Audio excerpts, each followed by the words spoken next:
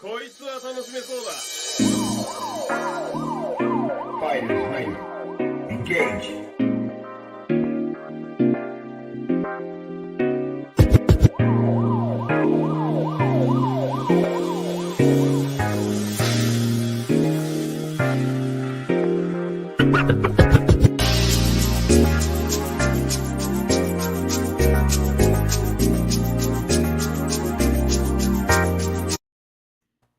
Okay, what's going on, everybody? Who we 186 back again with another podcast. This is the Overrated Podcast, episode 40. All right, we've done 40 of these. All right, I am your co-host, Movie 186. This is my tag team partner, Traditionalist 101. Yes, the Traditionalist 101. What's up with this mic? Yeah, oh man, my mic is going crazy.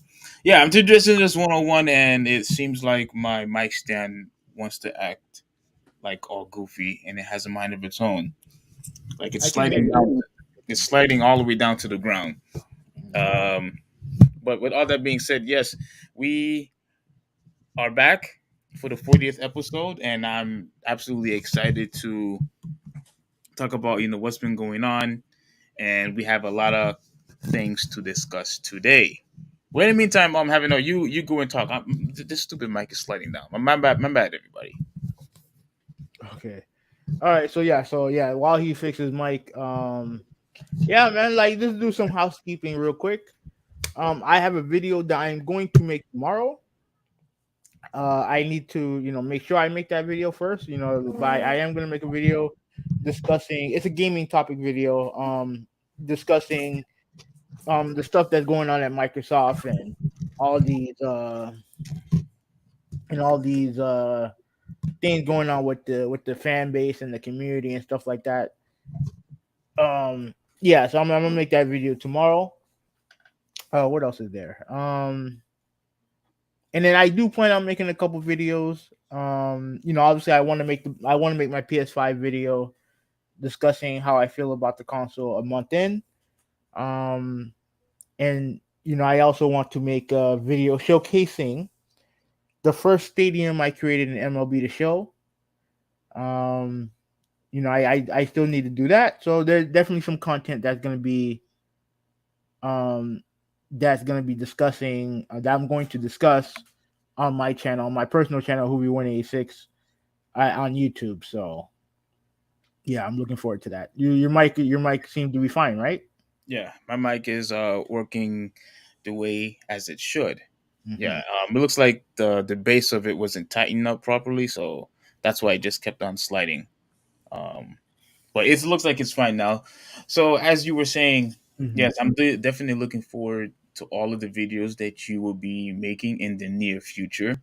You haven't been making videos in a while either. I know No, you I, like to talk about me, but you haven't made that much videos on your channel either. yeah, no, I have. I've been slacking. It just just need something to talk about, something tangible, and plus the podcast. Most of the stuff that I want to talk about, I just do it on here anyway. So, Yeah, yeah, but tomorrow's episode is tomorrow's video is gonna be interesting because I need to talk about this. There's a lot going on. There's a lot of frauding going on, and I need to get to the bottom of it. So, yes. what you been up to? Well, let's just quickly talk about the weekend. I had a fabulous weekend this just past weekend, Yeah, and you're the Power Ranger. well, I was going to talk about that first. What I want to mention first was I went to see Doctor Strange Mm-hmm. with with a good friend Soul, Don't and spoil it for the people watching.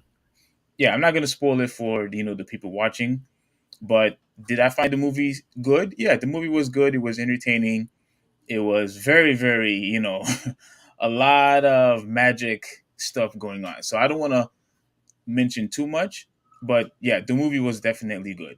And oh, Moto, you said you saw it already. How did you feel about the movie? I thought the movie was good. There were a couple of things that I did not like, but again, I don't want to spoil it too much.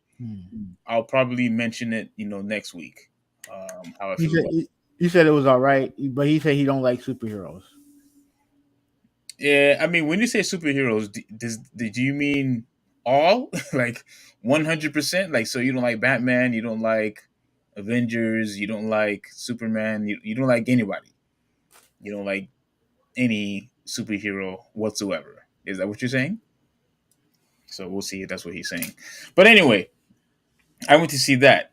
But the most important thing that I did on the weekend was that I actually want to share it because this meant so much to me.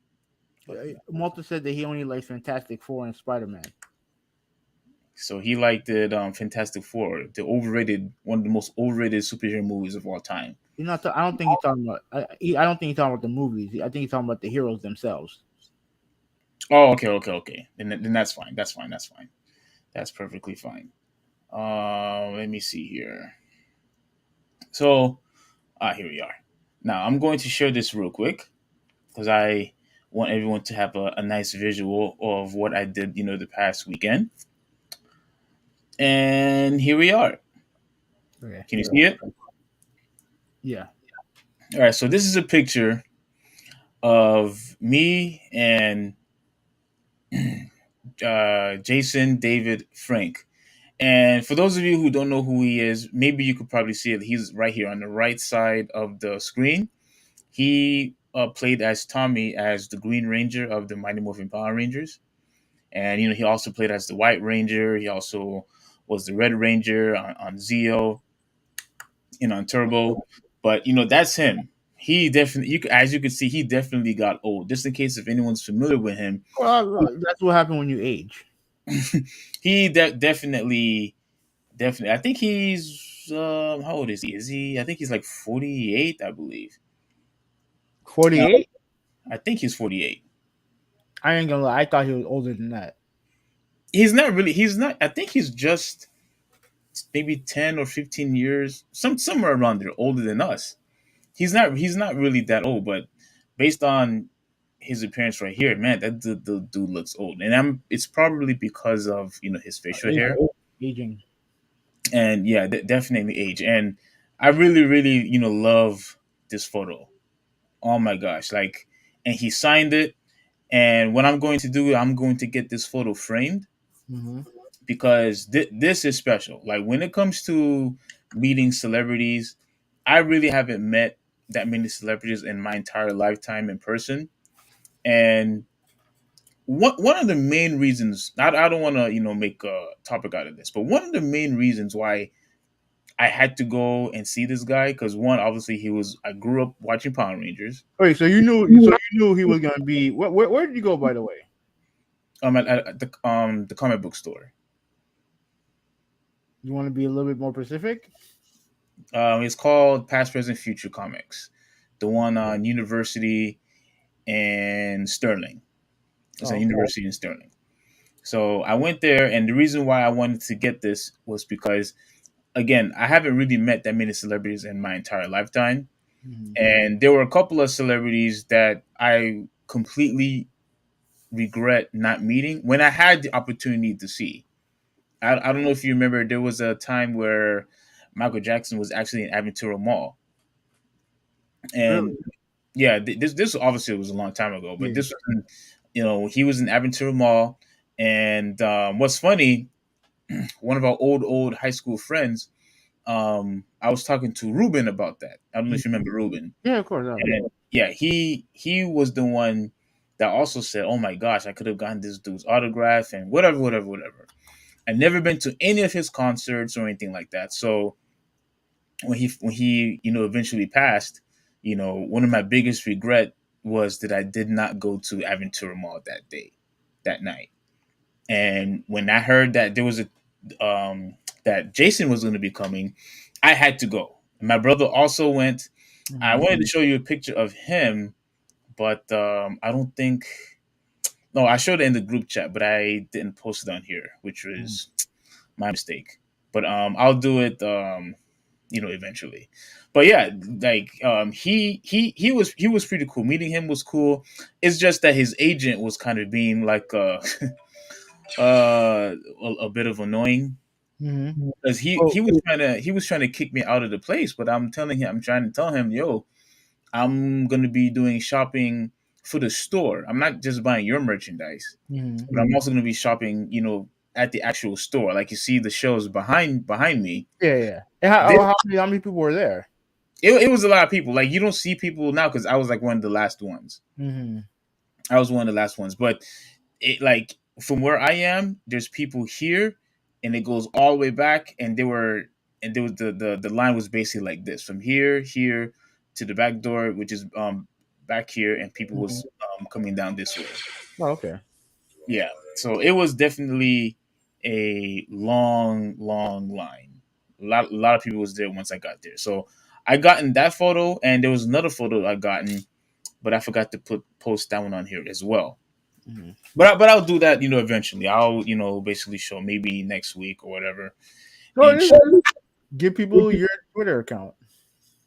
yeah, so this is my Twitter account right here. Stephen Rain. I'm 85, pretty much. Stephen Ring. So that's my Twitter. So if you want to catch it and see it real quick, I that would be fascinating. Now, one last thing I want to mention. Mm-hmm. Um, Jason, which is one of the best Rangers of all time. Now I know you don't care about Power Rangers, but I think he was. I watched it when I was younger. How far did you get to? I ain't gonna like it. When they went to space, that's when I checked out.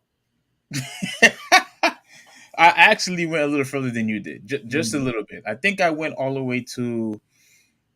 I think I went all the way to Lightspeed Rescue. I think I went to, or I think it was Galaxy, or yeah, it was something like that. I think it was Lightspeed Rescue or SPD, one of those.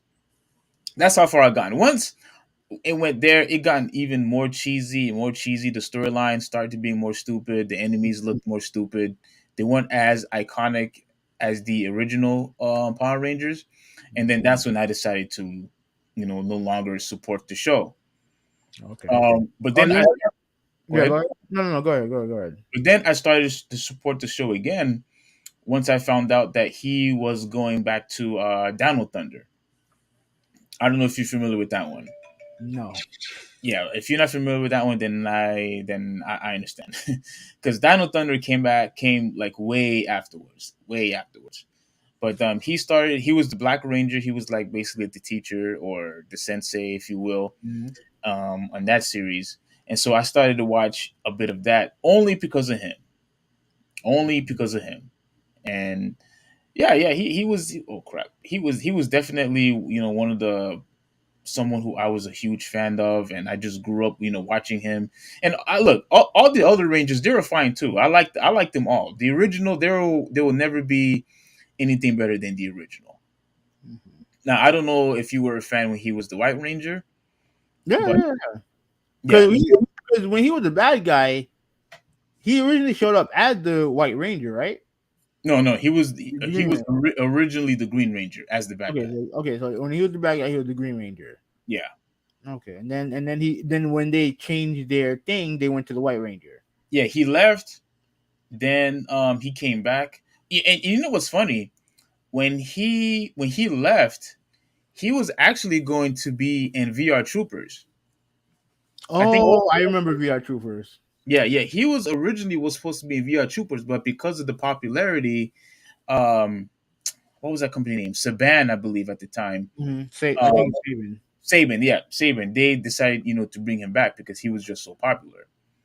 He was very, very, very, very popular, and you know, they decided to bring him back. He became the White Ranger, and yeah, he just became more and more popular. Afterwards, like when you think about Power Rangers, he's the person that you think about.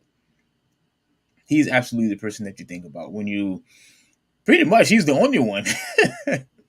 Because he was so good that everybody else was just forgotten, in my opinion. Well, I mean, I think he's been there through multiple iterations. Hmm. At least from what I can tell, I don't know if any of the other ones been there for others. Like I don't know, but I wanted to mention this. Malta mentioned Avatar Mall. He said that he went there when his family visited from Venezuela. How long ago was that? If you don't mind me asking, because depending on how long it's been, that mall has changed a lot since Oh, big time. yeah since the last time you did. That one changed a lot. McKinley said, shout out to McKinley. He said that Space was the one that saved the franchise. I mean, it didn't change it for me. Like I Oh, if you don't mind, are you sure it was Space that saved the franchise? Because I thought Galaxy was the isn't Galaxy Space the same thing? no.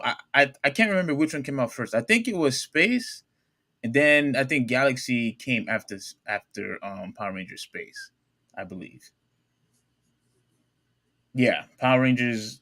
Well, McKinley will correct me because I know he's more knowledgeable, with that than me. Because again, like I stopped, watching around that time, around like Galaxy, and then I went back to Dino Thunder, and then I watched a little bit of, like I said, I watched a little bit of SPD, a little bit of Lightspeed Rescue, um, and yeah, that's pretty much it. All the other new Power Ranger stuff, like I just didn't like. It started like again the bad guys, the enemies, they weren't really that good, and I just felt that the acting was too cheesy, and yeah, I just lost interest.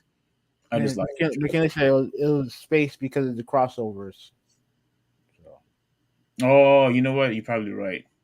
yeah. You're probably right. Now, one last and final thing: he is going to come out with a movie, and the movie is called the Legend of White Dragon.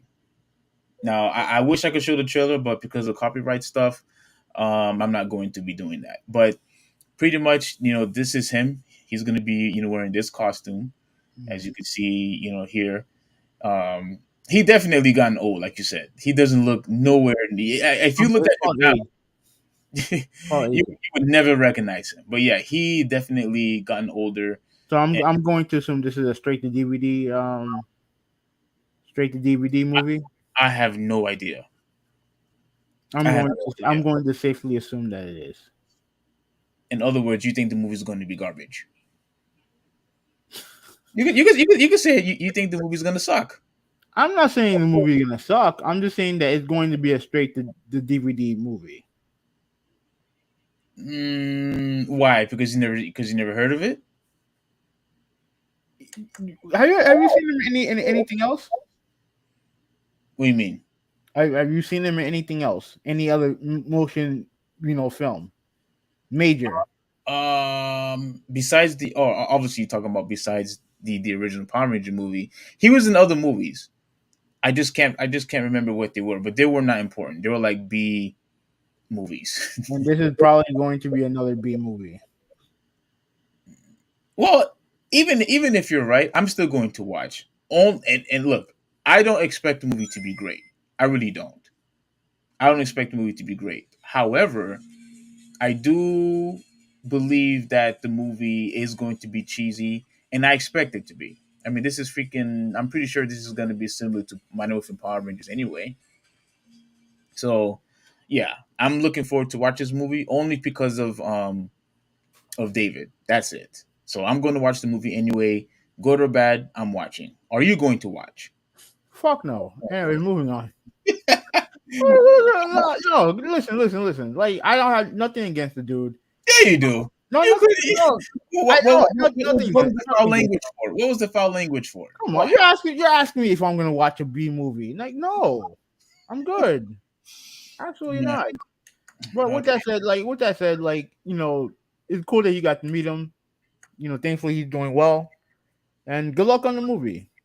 But And McKinley, when if you're listening, McKinley, which Power Rangers did you stop watching? Like when? Because I know you eventually stopped also, but which one did you stop watching? Like, he's just not he's not home. give me a list of the He's movies. not home. Can I finish asking the question? Which Power Ranger series did you stop on? Because I don't think you ever told me. And I'm just curious. And Malta, did you ever? Okay, Malta said he was never into Power Rangers either. Mm-mm. Yeah, I think you didn't catch the original ones when you were growing up. So yeah, Remember, I think he's younger than us. by how much? I mean, I don't know, but I'm going to assume that he's younger.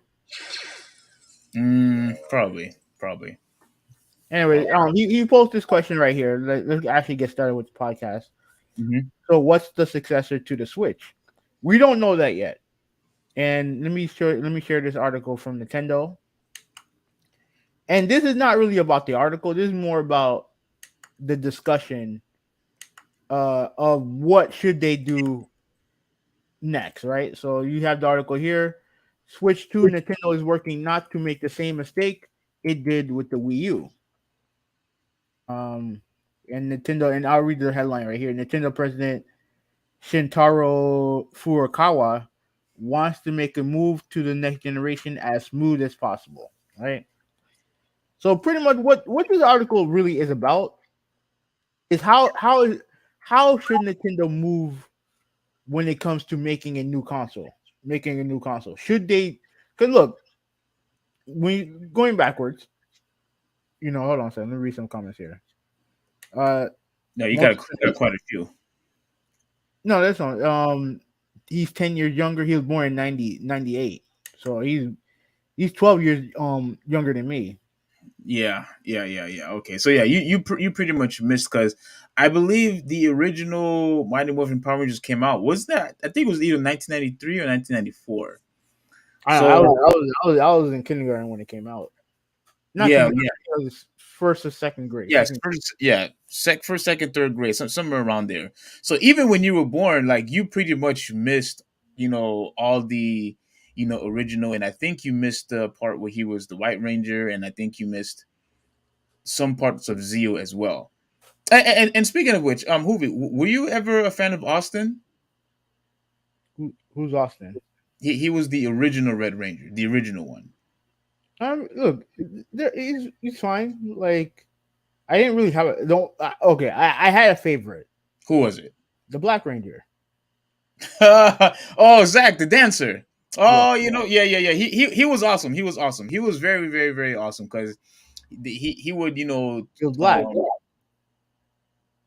wait, that's why you liked him? Yeah, Oh, he was black.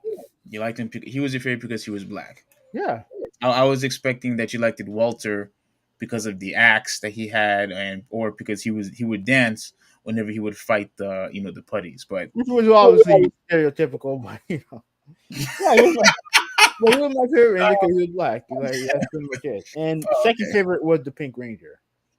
because she was hot. Yes. I knew it. I knew it. But you know what? I actually liked the Trini a lot better. I don't know why, but I liked the Trini. The I forgot how you say her name, like Twy Tang, something like Oh, that. the Asian lady, the Asian. Yes. She was the one who I had a crush on, Yeah. and but my bad. Like I just had to ask you that. Yeah. So your favorite was Multi, you're right. The Rangers were stereotypes. Everything back in the day were stereotypes, right? But back to Nintendo, right? you believe every single one of them were? Every lots of things in the '90s were stereotypes. Yeah. But anyway, let's move on. Let's move on. Yeah. Okay. Obviously, after the success of the Nintendo Wii, right? They made the Wii U, and I remember arguing with a bunch of Nintendo fanboys, saying that this is just going to continue their success, and I knew it was going to be a failure. The reason why I knew it was going to be a failure was because it was too limited. It was too limited. You can only use one screen for the entire console. You can only use one screen for that console, and which one you're talking about again? the Wii U. Okay. And you couldn't take it outside. Now this is the time when tablets were very, very popular, and every tablet known to man, you could take it outside. Well, it's still popular now. Oh yeah, yeah. But the Wii U you couldn't. Yeah. So you have a device that looks like something that could have been portable, but it wasn't. And it completely effed over the Wii U. And people can say, oh well, it had a bunch of great games. Yeah, it probably did. But after a while, they stopped making games for it. So like, how great was the library? I would argue, I would make the argument that the Wii U had the worst first party lineup of Nintendo games. Oh, of Nintendo games. Mm-hmm. Okay. The worst lineup of Nintendo games. Okay. I would argue that. Because and you want to know what helps my argument? What's that? You don't have one. Wait, what? Why should it be based on me? You bought every Nintendo console that you were able to buy. You bought the Wii. You staked out. You slept at a parking lot to get the Wii. Yes, because that was the only way for me to get one. Okay. You had the GameCube. You had an N64. I'm assuming that, right? No, You didn't have an N64. no, we tried to get one. What's funny was that my brother was trying to get one, but it was sold out. And Um, you that, and, that, and that after was all that time, you never got one. that was the time where it was so popular at the time, Mm-hmm. and that's when it was obviously winning the console war in the very beginning. Like of course this is Nintendo, and with the new Mario and the new Zelda game, like it was just crazy. But obviously we know what happened later on in the future. But no, I never got that console. I wanted one. Mm-hmm. I wanted one really bad. Because when you look at all the games, all the wrestling games, Torok and the 007 games at the time, like all the very popular games that were out and it was exclusive to the console, I said to myself, my goodness, I'm missing out. Especially when it comes to, Mario 64 and Star Fox and Zelda. Like it was just so games after games after games. So you never had one. Yeah, I never had a Nintendo 64. Mm. I played it at our neighbor's house, but I actually never owned one. No. Well, I didn't want one. Like for us, it was a choice between the PlayStation and the 64, and I bought the PlayStation. Oh, you knew exactly what you wanted since day one. Mm-hmm. Okay. Mm-hmm. And mind you, we were a Nintendo household. We were a Nintendo household, but then I remember my cousin bringing over the PlayStation. The first time I ever saw the PlayStation, I was like, "Yeah, I need this." And the rest is history. But like I was saying, the Wii U ended up being a fail. Let me read some comments. Hold on, let me read some comments. hmm Let me see. All right, so Moto about talking about Power Ranger. He said the opening intro lit, where you couldn't watch more than one episode in a row. Yeah, those shows don't age well, so I can understand. Are there any images of what the Wii U, the Switch U will look? No. We're like they don't. I want to make one thing clear. They haven't. There's no Switch new Switch. At least not yet. They're just talking about what they would do if they make a new console, and our discussions about what they should do. And he said the N64 was so gnarly. You missed out big time on righteous games and four play action. I played everything that I needed to play on there. Every game that I wanted to play on there, I played it, which was mainly the wrestling games. Well, when he said that he missed out, he's absolutely right because I already named you a few games that were only available on that console. Yeah, that's fine. I was unable to play those games obviously because one, I really couldn't go anywhere.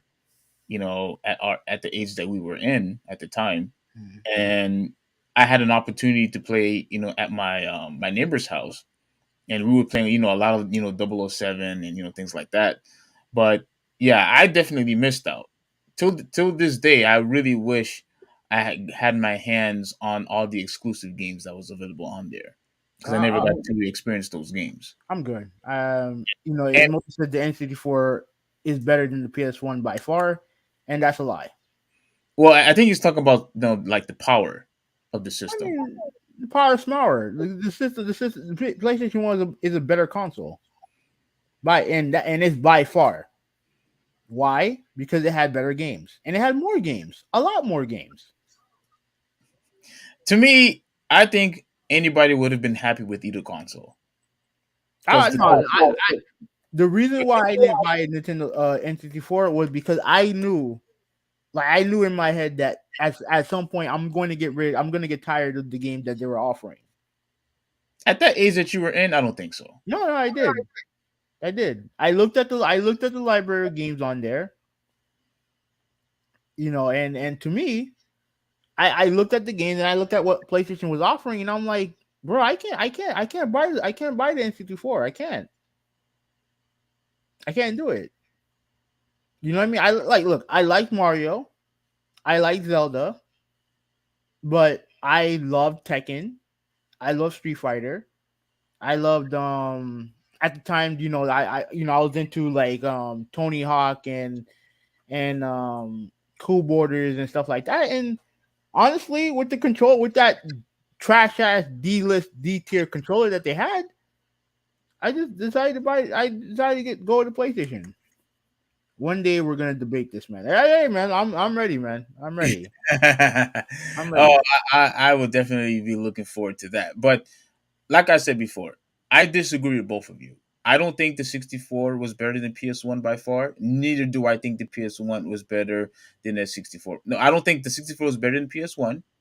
Neither do I think the PS1 was way better than this in Nintendo 64. I think those two consoles, regardless of which one you had, you would have been happy with either console. The games that each of them were able to showcase was phenomenal games. You would definitely be happy with the Zelda games, with the Mario 64. That Mario 64 was revolutionary. Absolutely revolutionary. When it comes to 3D gaming, I agree. I agree. But if you had a choice between playing Mario and Metal Gear Solid, I know how you are. Which one are you gonna pick? Yeah, I would have definitely picked well actually back then I was into the Mario until I was finally introduced, when I actually had the opportunity to play Metal Gear. So back then I would have chosen Mario easy. But once I got an opportunity to play Metal Gear on the demo that we received, Mm-hmm. oh man, completely changed my mind. Because that game was way ahead of its time. Way ahead of its time. And I would argue that the PlayStation was ahead of its time. I would argue that. Like you look at the way the controllers look. Okay, I don't want to get into a big argument over this, right? Because Mhm. I do agree with your sentiment. But you look at what console gaming is now, and you look at the PlayStation One, and then you look at the N64.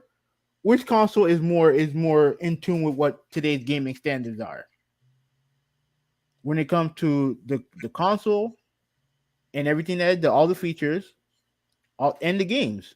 Which one is more in tune with what gaming is today? The N64 or the PlayStation? I would argue it's the PlayStation by a lot. Hmm. Cause think about it, they use cartridges, which was a big mistake. Yes.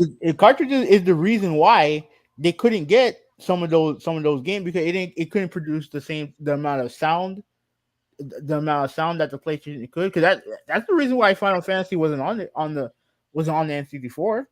Right. Yeah, I remember that. You know what I'm saying? Like and you look at look, I don't care what anyone said. That controller is hideous. Yeah, that And was then the you, garbage controller. and then you Garbage. look at what the with the PlayStation controller and more so the DualShock. Hmm. That DualShock controller is more in tune with what console controllers are now than the N64. Everyone said, "Oh, well, the N64 had the joystick." Well, fuck. PlayStation had two analog sticks, which every major controller has now. But let's be real. That second analog stick was useless back then. Like there was really no need for a second stick. It was never utilized for any of the games. All right, but it is now. Yeah, it is now, but that second stick was absolutely unnecessary. I think they used that just for display, in my opinion, just to make it look good. Because it would probably look silly with just one stick on the left side. You know what I mean? So I think they only did that for show because it was never utilized. I don't. Do you know any game at all that you would use the second stick for? I mean, at the end of the day, it was really just extra buttons. That's all it was. At It the was end of the day, it was a waste of space. the DualShock. The two analog sticks was a waste of space because it was never the second stick was never used. Both sticks are being used now in today's Okay, standard. and yeah, and which console had created helped create the standard for what console controllers look like now. Yeah, PS1 for sure. Exactly. Now, obviously, Malta not liking what I'm saying. Gave me the middle finger. I didn't notice that until you mentioned it. Yeah, he said he doesn't want to have fun. I had fun. I had tons of fun. Like, look, I use both. Consoles. I just bought the better one, which was the PlayStation. 4 players, baby. Like, okay, and the funny thing is that I get it. It had 4 controllers or whatever. But like at the end of the day, like that, I had a multi tap. So whatever. I had a multi tap. I don't remember the PS1 were able to be 4 players. Yeah, if you had the multi tap. Okay, okay, okay. So you had to buy extra accessories for it. Yeah, pretty much. Pretty much. I mean, look, the N64 did some cool things, but I thought the PS1 was better. So I think, yeah. As for me, I think I would have been happy with either one. Like the way how I was satisfied with the PS1, I think I would have been equally as satisfied, with the 64. Because again, they're the same way how I feel about the Dreamcast now. Not having a 64 was one of the biggest regret in my life when it comes to console gaming. Not ever been able to experience that console because there were just too many games I just really wished I could have played at the time. You know what I mean? all right. And All right. the reason why I'm constantly mentioning that is because when we were watching wrestling back in the day, how we were just so hooked when it comes to wrestling, how it was just part of our lives. We would do wrestling moves in school. We would just that's all we would talk about. We wanted to at least have that same experience when it comes to gaming. And the 64 had this far superior wrestling games than the PS1 ever had. Yeah, And that's true. That's true. I can't deny that. yes. And Malta said, yeah, so you can play Shrek 4. Trust me, I was playing far better game than Shrek. Trust me. And we'll get to the NBA stuff soon. Don't worry about it. We'll get to the NBA stuff soon. But let me read this. Let me read this a little bit of this from Nintendo. Nintendo won't be drawn on when it will release the successor of the Switch, but President Furukawa has made it clear that the company aims not to repeat the same mistake as it did moving from the Wii to Wii U and the DS to the 3DS. Okay. And then he said, looking back on past experiences of generational change, such as the change from Wii and Nintendo DS eras, we recognize that one of our tasks is ensuring the transition of future generations of hardware is as smooth as possible, he said. All right. So Nintendo saw enormous success with the Wii and DS, the latter of which remains its best selling hardware of all time. But their successes, Wii U and 3DS, both suffered very rocky launches.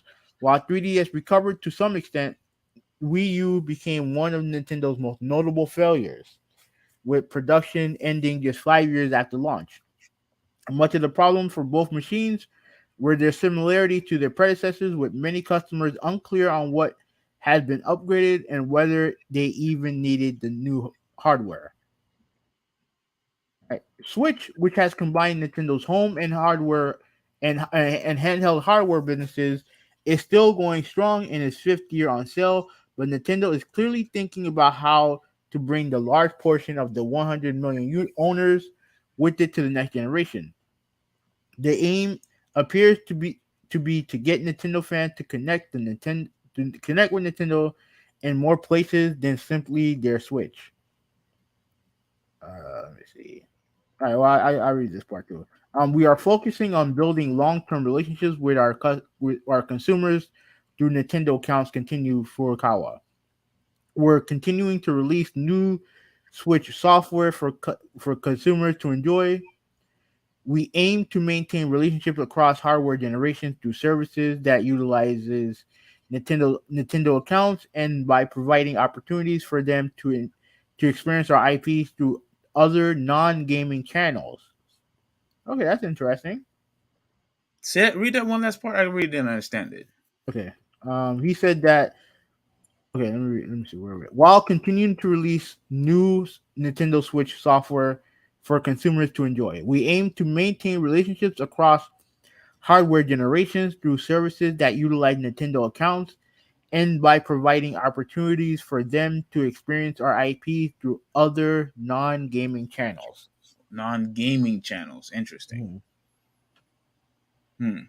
Very interesting. Mhm. Okay. Malta said that they got to be patient. Switches hardware somewhere between PS3 and PS4, correct?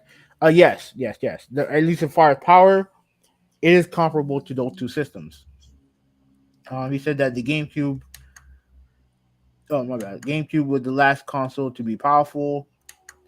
I Yeah, want, the GameCube was definitely a powerful system, and when you look at it, it was actually more powerful than the PS2 was. mhm. It was definitely more powerful. But the But problem yeah, is that their hardware, some of their hardware decisions, again, when I talk about the N64 and the decision to stay with cartridges, they decided to go disc, but they used these smaller discs that held less memory. well, I think the reason why they did it was for copyright reasons and for you know how Nintendo is. They always want to look more unique and different than the other consoles. They've always been that way. Yeah, yeah, that's true. I won't care until F-Zero successor or traditional Paper Mario game. And he said that he sold his Switch. Only one of these two will be a console seller for me. Oh wow, you actually sold your Switch. You actually got rid of your Nintendo Switch. So what are you gaming on now? Probably an Xbox, I think. So you're only gaming on Xbox. Wow. So no more Smash Brothers for you, buddy. Okay, so that's pretty much it for the article. The question is, what should they do with the new console? Like, what should they do, and what do you think they're gonna do? Now, here's what I think they have to do. They have to have another console similar to the Switch where you have a screen and you could take it on the go.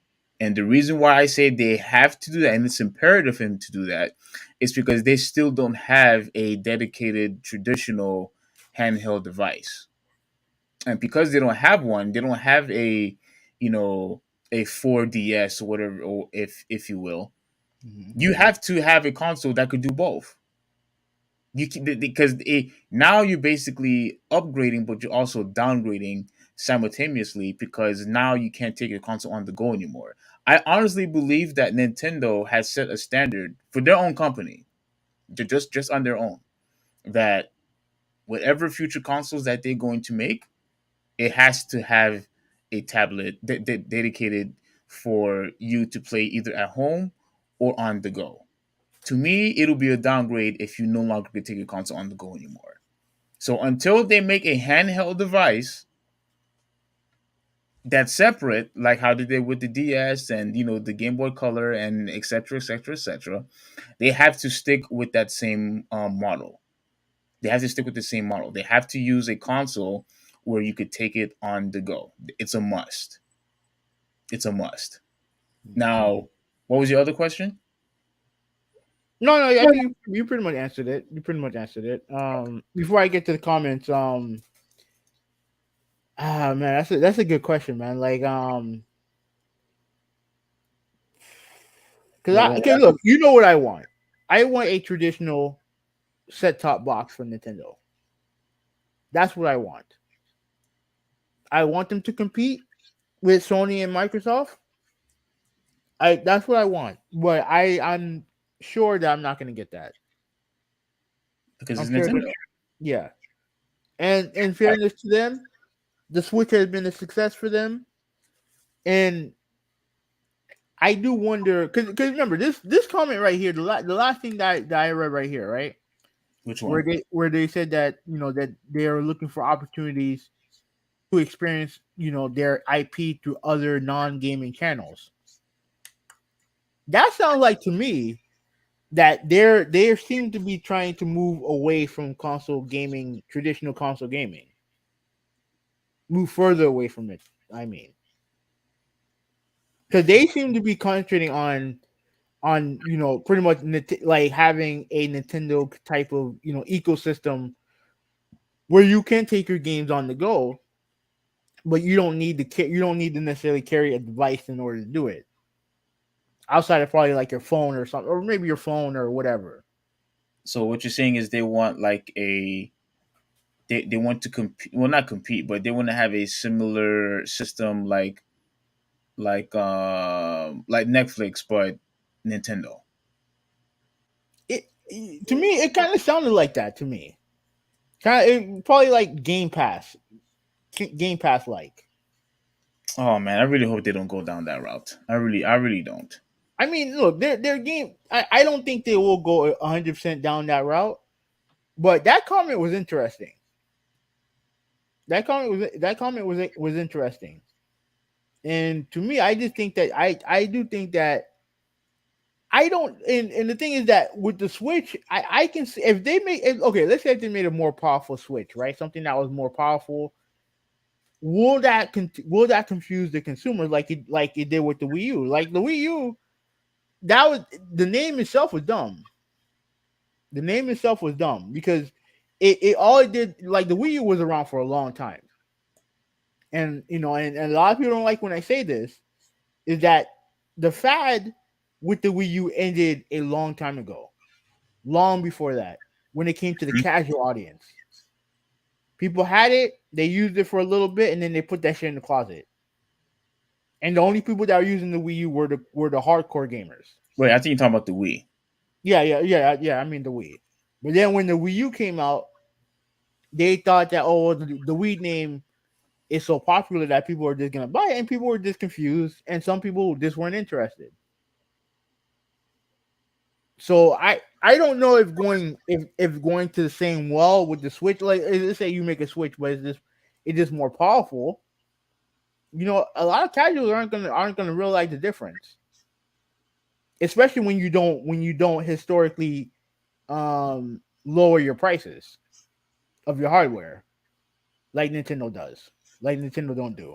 But but in this situation though, they don't. I don't think they have a choice because, like I said earlier, if you make a regular traditional console like Sony and Microsoft is doing, um, to me that's a downgrade because now it's no longer any different than all the other consoles that are out there. And I don't think, and the reason why Nintendo strategy usually always work is because now you have basically an excuse of why you don't need your system to be as powerful as the others because they're completely different. You have a completely different experience of using a Nintendo console than you would have with a traditional console. And they did that with with the Wii. They obviously tried to do that with the Wii U, and now they're doing that with the Switch. Is the graphics are just as good? No, but look at all these other things that you could do with the console. And if they just go back to a regular traditional console, then it better be just as powerful as the PS5 and the Xbox Series X. It has to be, because then what's the point? And I know you don't like the gimmicks that they brought, to the table. I know you want just a regular traditional console, but if they do that and the graphics are not up to par, then what's the point? What's the point? They have to go back to the Switch route again. They have to.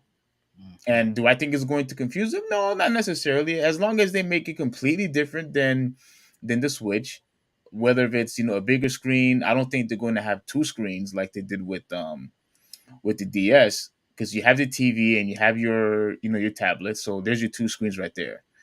But I don't necessarily think going to the traditional route is going to help them.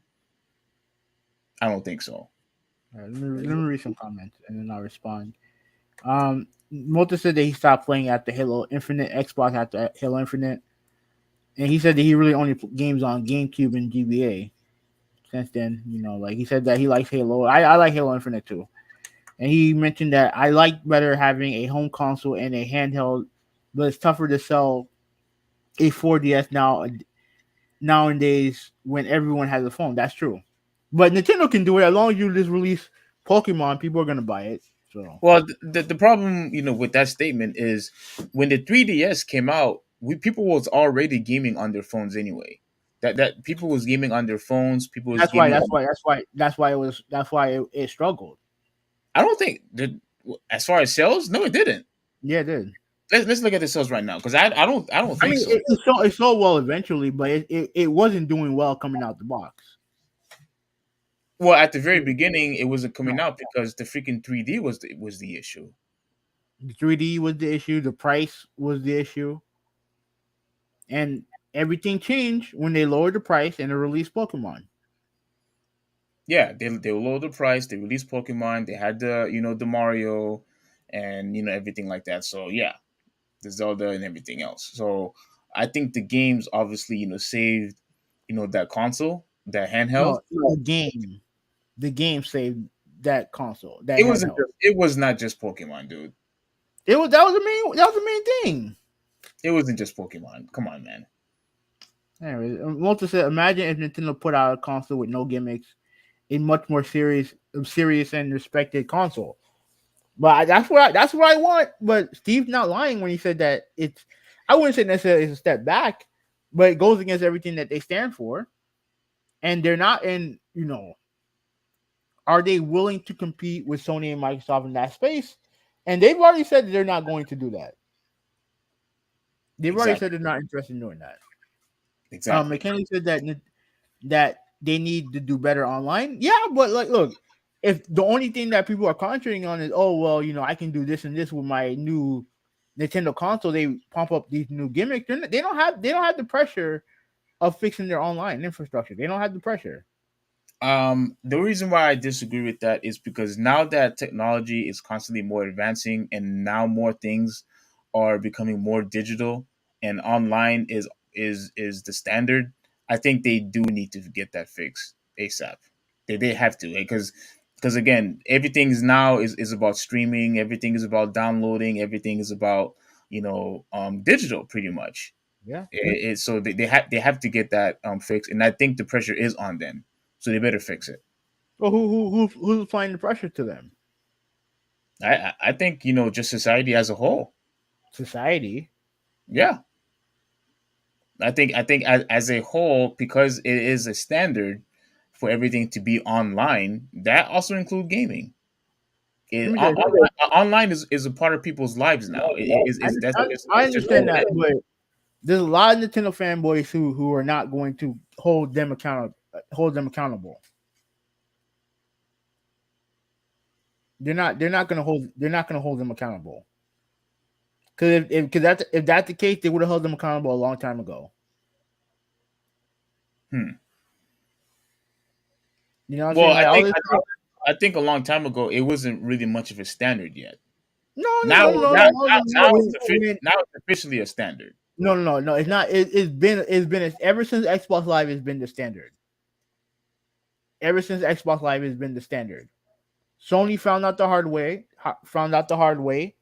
and let Nintendo get the skate. Because why? Because these people that you talk about don't criticize them. There's a lot of people in the industry who don't go after Nintendo at all. The But I only think people who do is people like me and other former Nintendo fans who keep saying, "Yo, this company's not doing this, this, and this." Like you have these standards of online gaming with the controller, with the power of the system that you're not providing. You're not providing, and yet people they all they do is they defend the lack of power, they defend the friend codes, they defend all this bullshit that this company does.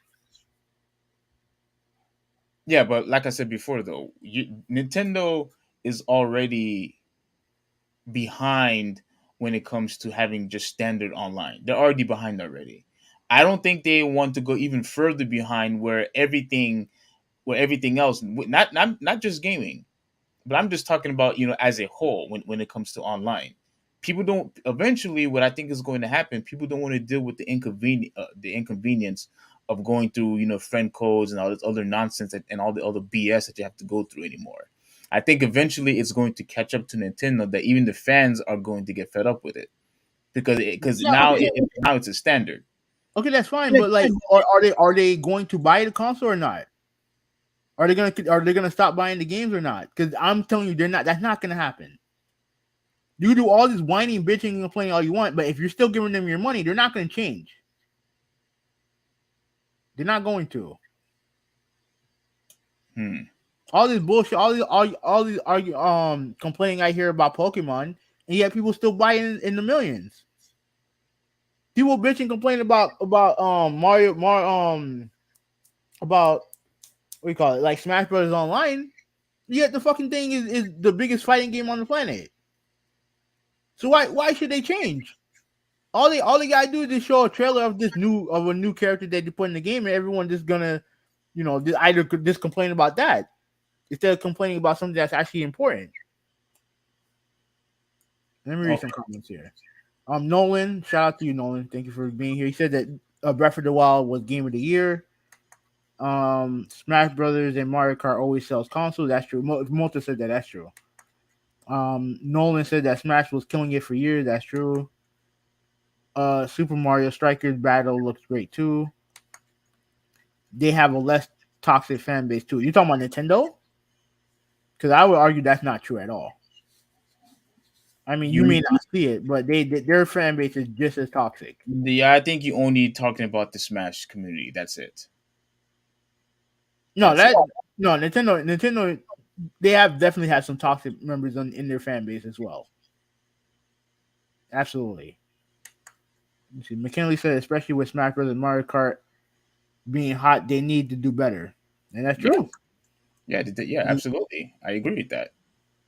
Yeah. So he said that Nolan said it's not about state of the art; it's about how it is played. PS Move is not contending with Joy-Con. Yeah, no, I mean, yeah, okay. Here's the thing, right? About it's not about state of the art; it's about how it is played, and that's been my biggest contention with Nintendo this whole time. It's not about for them it's not about state of the art. It's about how the people played. The problem is I don't like playing that way. I don't like using a stick. I don't like using a stick to do things. I just want a traditional controller. That's all I want. What I want is to have something that is comparable to my PlayStation and my Xbox when it comes to competence, when it comes to online. You don't need to copy Xbox Live. This has something that's not shitty in comparison. Something that's not bad in comparison.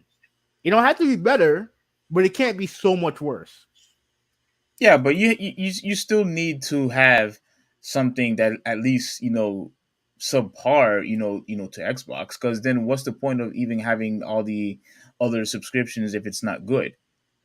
Like I said, when PS3 had online, there were a lot of games that were supposed to be online, but they weren't. It just was not available at the time. So even despite the fact that it was free, people still decided to subscribe to Xbox Live, despite the fact that you had to pay for it. It didn't matter because they weren't there, because no games on the PS3 was online at the time. They And, had and some, but it wasn't that good. It wasn't as organized, and they didn't have the part. They didn't have the chat feature, the feature that Microsoft had. exactly, But Microsoft saw was beyond the eight ball, and you're telling me that at this point in time, we have McKinley who's been playing Nintendo games for a long time, saying that they still need to do better. Xbox Live, the version of Xbox Live you're talking about, that's over a decade ago. That's over a decade ago. Nintendo released two consoles since then. hmm They should already be at that point. They should wait, already be there. wait. You mean this have the same standard as the original Xbox Live was? They have to be there by now. They have to be there by now. Well, that I agree with, because they already have a cheat sheet. They already have a cheat sheet. That people, I mean, Sony did the exact same thing. They copied, voice chat or whatever it is that you call it. Nintendo could have easily done the exact same thing, but yet they still decided to stick with friend codes. They still decided to stick with friend codes, and that's not going to cut it. Which is why I said, even though you're right that you're going to have Nintendo fans that's going to defend Nintendo at all costs, but I honestly do believe eventually it's going to catch up to them. Because again, everything is about digital, everything's about downloading, everything is about streaming, everything is about online now, and because of that, Nintendo needs to finally catch up with the times, and they need to get it right. Otherwise, people are going to complain, and it's going to be an inconvenience to have that console when you have to deal with the BS with friend codes and such. I just don't think that they're held accountable for it. I don't think they are. I don't think they are. Cause all they have to do is release a Mario game or a Zelda game. Everyone just ignores it. Just ignores all the problem that it has. Hmm. And the problem that I have with the console, with their mindset, like, and it's cool that it can do all this cool stuff that doesn't appeal to me, but I need something that appeals to me.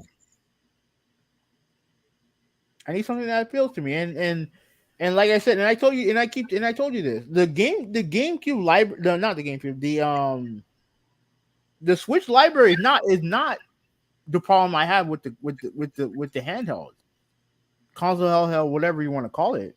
Hmm. I actually think the library is as good as it's been in the last couple of generations. The problem is that the way that the console designed is that I'm not feeling it. I don't like the way it's designed. Even if you don't like the way it's designed, you could just keep the tablet and the dock and use it as a traditional console. So what's the problem? I want a traditional set top box, and also the frank codes are still a problem. The online is still a problem. You know, I'm not ignoring that. Yeah, All right, let me read more of these comments. There's a bunch of comments here. yeah. There's a lot. I think you have to scroll up a bit. Yeah. Yeah, I think he's referring to Smash, not Nintendo. I mean, look, Yes, there's yeah. I told you. I told you. look, there's toxic fan bases everywhere, and I'm not gonna sit there and pretend that Nintendo's fan base is choir boys because they're not. We know how toxic the Smash community is, but Nintendo as a whole, trust me, they're not angels. Not as toxic as NetherRealm. I'm not familiar with the Mortal Kombat fighting scene. You know, I think best Mario Kart gameplay. This could be Nintendo Gamer. I think Oh, really?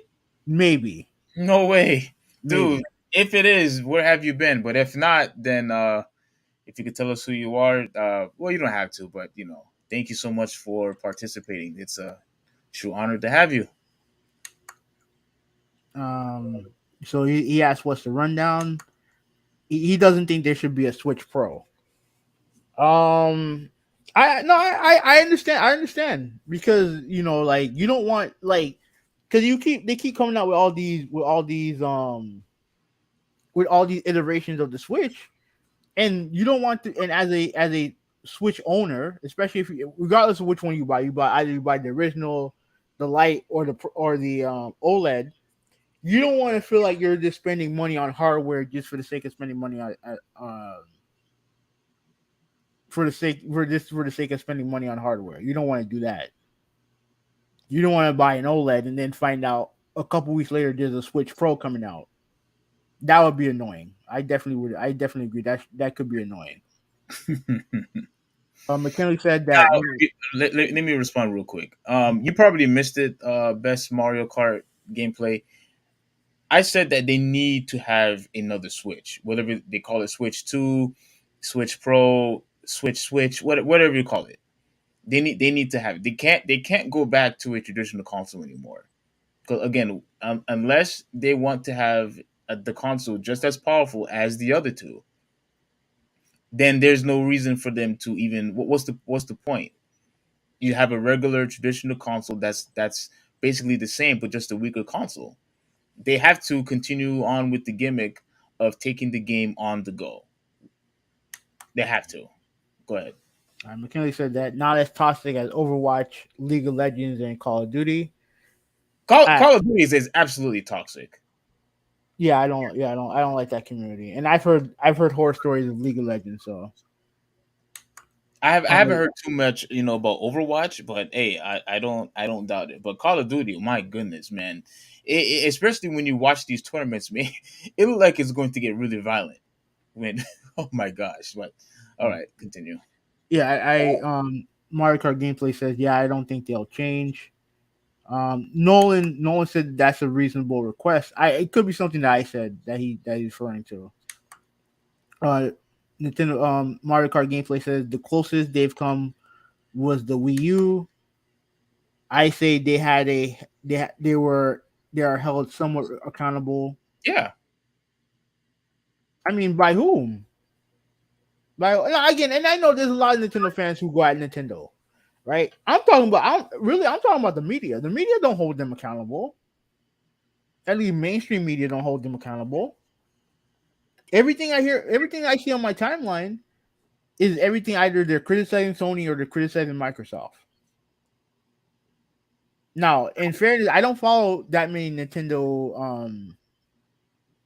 I don't really follow that many Nintendo. Journalists or whatever.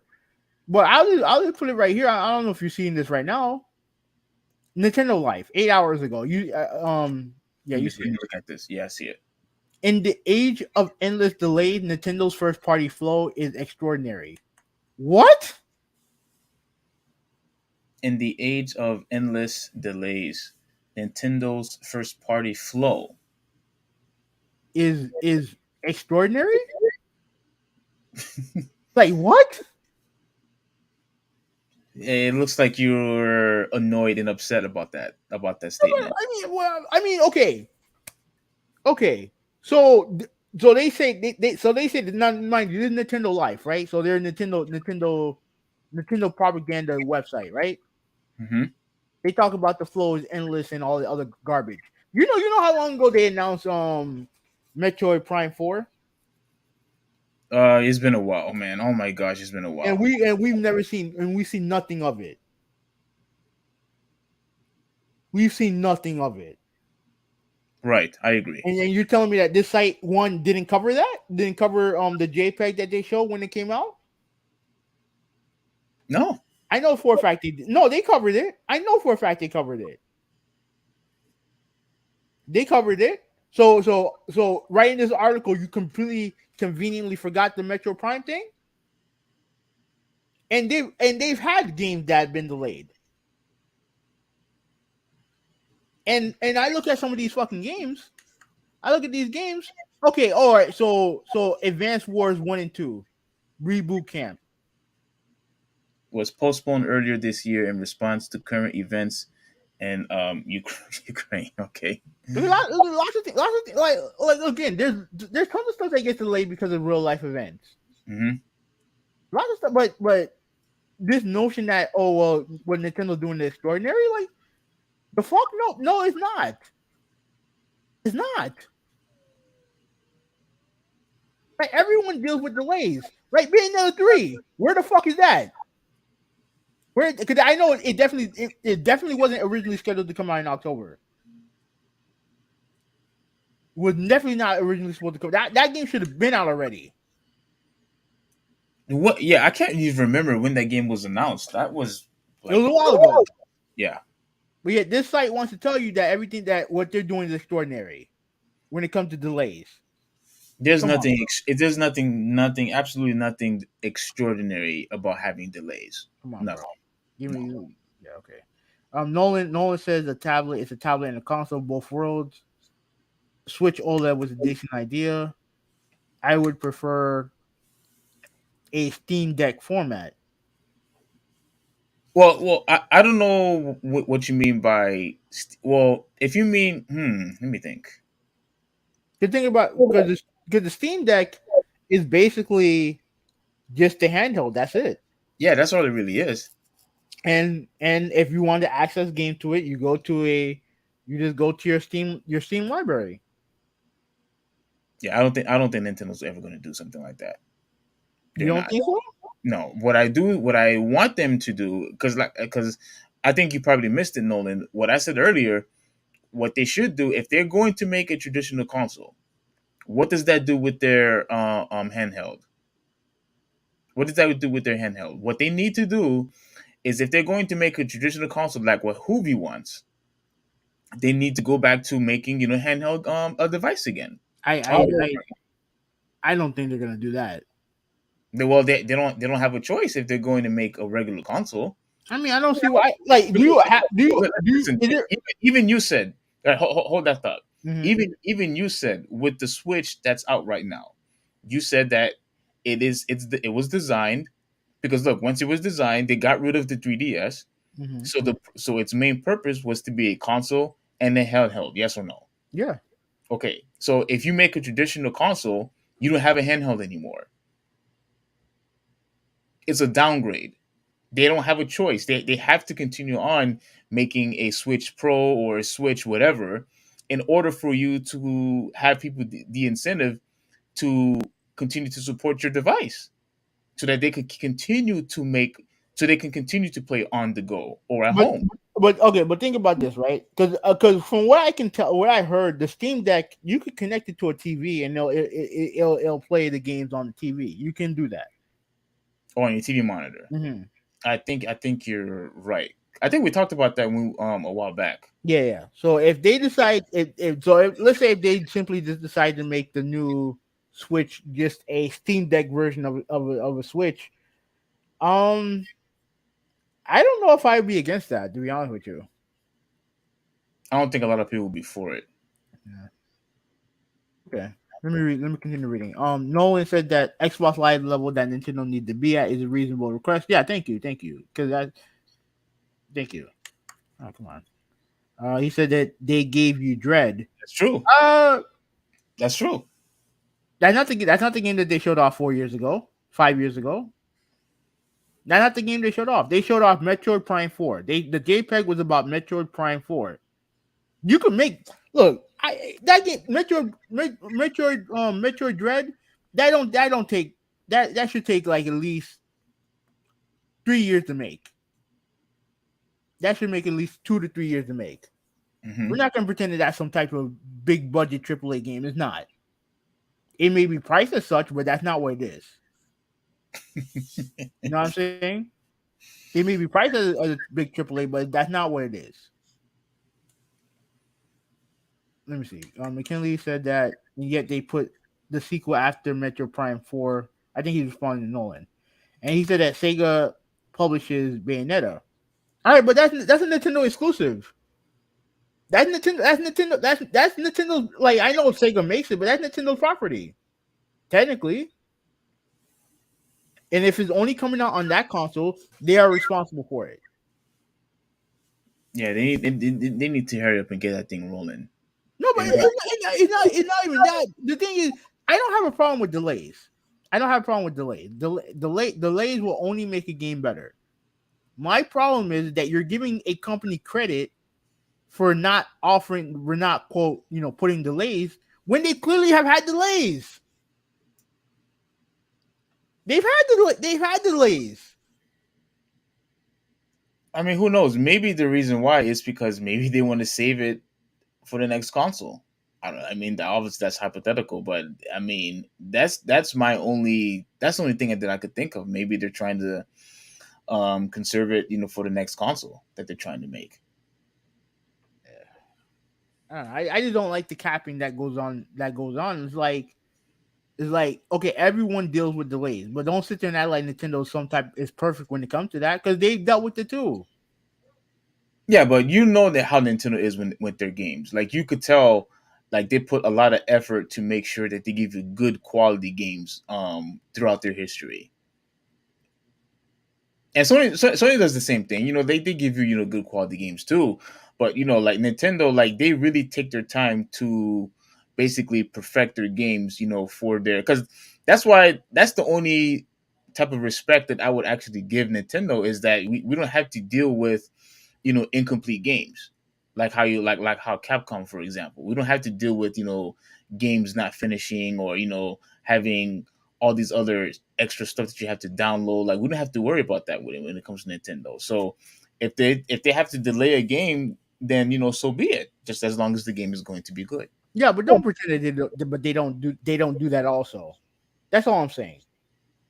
And that's what Nintendo Life is trying to say with this article. All right, so McKinley said kind of because look what happened to Kingdom Hearts 3 or better example Cyberpunk. Like, I get it. Like again, I have no problem with delay, but don't pretend that Nintendo don't do that. No, but having no, he's right though.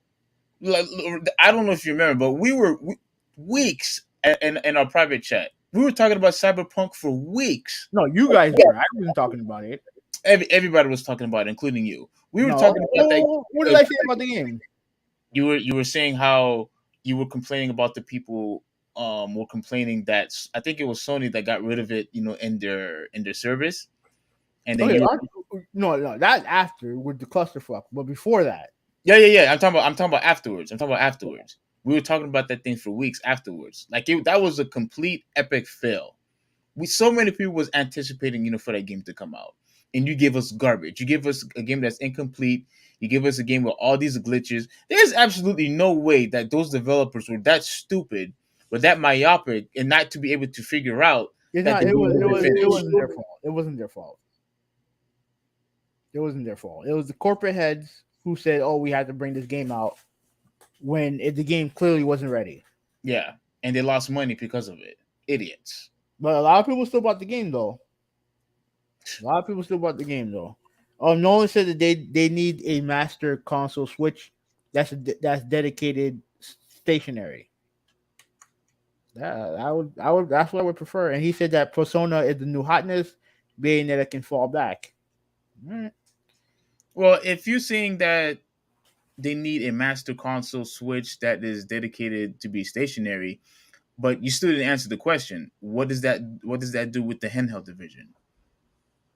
I Does mean, that mean they should just ban, the handheld market after all the money that they generated over the years? No. well, here's what I would say: if they made a dedicated console, but when it comes to the handheld stuff, you just do like a switch, like pretty much a Steam Deck. Pretty much a Steam Deck, because most people who have a Steam Deck probably also have PCs. You know what I'm saying? So if Nintendo made a dedicated console and technically still made a dedicated handheld, but instead of like because the Steam Deck you can't put no games in, like pretty much everything comes from is digital, everything digital basically. Yeah. If they did that, they make the traditional hardware, and then and then your account Nintendo, whatever games you have in your Nintendo account, you could take that on the road with you and play it via a Steam Deck type of device. I wouldn't be upset with that. Again, Well, it'd probably be expensive as hell. I would have absolutely no problem if they have a stationary traditional console, just as long as they don't ban or neglect the handheld division. That's all. Yeah, I think Nolan pretty much says it right here. Nintendo has a stronghold on handheld for decades. No, do not give it up. So Yeah, exactly. Yes. That's all I'm saying. If you want to have a stationary console, then you have to go back and make a regular handheld device again. Because that was the whole purpose for the Switch to begin with. It's basically a package deal. You're able to play at home with your nice TV and be immersed, but as well you could also play it on the go. You no longer have that package deal anymore if it's just a stationary console. all right, Nolan said that, but they do need a master super console to keep up with everyone else. That's what I would want, but I don't know. I don't know if they're gonna do it, but that's what I would want. So I don't really have anything else to say. Um, Let me respond to that last one. Like, as far as catching up with everyone else, I mean, I guess that's understandable. But we've had other consoles that tried to come out, in the recent past, and look how poorly they did. Do you remember this thing called Stadia? That thing was just as powerful as the console that we have now, and look where it no, is. that was cloud based. That was No, cloud based. That was cloud based dog shit. Like that was streaming dog shit. Like no, not the same. okay. And Nolan said the handheld needs to be the main focus, and the specialty needs to be the stationary. All right. Yeah, agreed. All right. So moving on, NBA playoffs. Let me switch brackets here. But hold on, Stadia is doing okay. Is that true? That's not what I heard. I thought they filed for bankruptcy. No, not in bankruptcy, but I thought they just scrapped the project. I don't know, I never heard of it. I didn't hear it. Hmm. Okay. Okay. All right, moving on. Let's talk about the NBA playoffs. Let me get this. Let me get this thing here. Okay. Playoff bracket. Which one do you want to start off with first? The Eastern Conference or Western Conference? Let's do the East. Okay. Okay, as you can see here, the Eastern Conference is the Miami Heat, the one seed, hosting the Boston Celtics, who are the two seed. Now Miami, much to Malta's chagrin, beat the brakes off of Philadelphia in five, and they beat the crap out of them in Game 6 too. They just put a little bit of lipstick on it at the end, but Miami destroyed them 5-6 to win Yeah, that but series. you know somebody was injured. Having no, come on, man. Who was hurt? Joel Embiid. Yes. Okay, he was hurt when they won Game 3 and 4. Yeah, but you yourself knew that there was absolutely no way Sixers was going to win that series if he was not healthy. Wait. Didn't you say a couple weeks ago when they did win that you weren't sure who was gonna win? Yeah, I thought there was going to be. I thought we was going to have at the very least a Game 7 if James Harden was the original James Harden. Yes, but I didn't say that they was going to win though. Okay, regardless of all that, that's what everyone thought, and as you see, and that what Malta thought. He wanted them to win, and what happened? They lost. So before we talk about Miami, do you have any final thoughts on on Philadelphia? Because I do. No, what you gonna say? I mean, for one, it's funny that they traded Ben Simmons because he couldn't shoot, and then they traded for a guy in James Harden who refused to shoot. He only shot the ball twice in the second half. Well, he wasn't. He wasn't. He ever since he had the injury, he was never the same guy. Understood. He was never the same guy. Because mind you, when he was in Brooklyn in the beginning of the season, they were winning games without Kevin Durant. When Kevin Durant was hurt, they were winning games. That dude was facilitating. I That dude get was that. phenomenal. I get that. And ever since that injury, he has never been the same. But when he had the injury and played through the injury in Brooklyn, he shot more than twice. And he had Kevin Durant on his team. So what's the excuse then? What's the excuse now? No, I mean, Like go ahead. Nolan said, he's not the James Harden. The James Harden you love is gone. Yes. But he still shot the ball. Like he's been gone, but he still shot. He didn't even bother shooting in this game. Yeah, I don't know why he did not. Why he decided not to shoot. I have no idea why. Honestly, I really don't know. I don't know. Either he gave up or he was too tired. Something happened. Something happened. But he did absolutely nothing in that second half. Yeah. So do you think that there, because James Harden is probably gonna opt into his contract. He's probably gonna opt in. Hmm. Um Doc Rivers is likely going to get fired The reason why I don't or think he's resign. wait. Why would you think that? I don't know. There's a lot of talk. There's a lot of talk about what was going to happen. Because I think that I don't think a part of me feels like he and Harden don't see eye to eye on stuff. Harden just got into Philadelphia. How can they not see eye to eye right now? I mean, he was before Game 6. He was asked a question about Doc Rivers and his scheme, and he said, "Next question." He couldn't even bother to give like a bullshit answer. He just dismissed the question. Hmm. Well, that's not good. That's not good. But James Harden, I believe that him with his injury, he's never going to be the same guy again. Obviously, he's getting older, and with Joel Embiid's injury, like you could tell that he really put his heart and soul out there.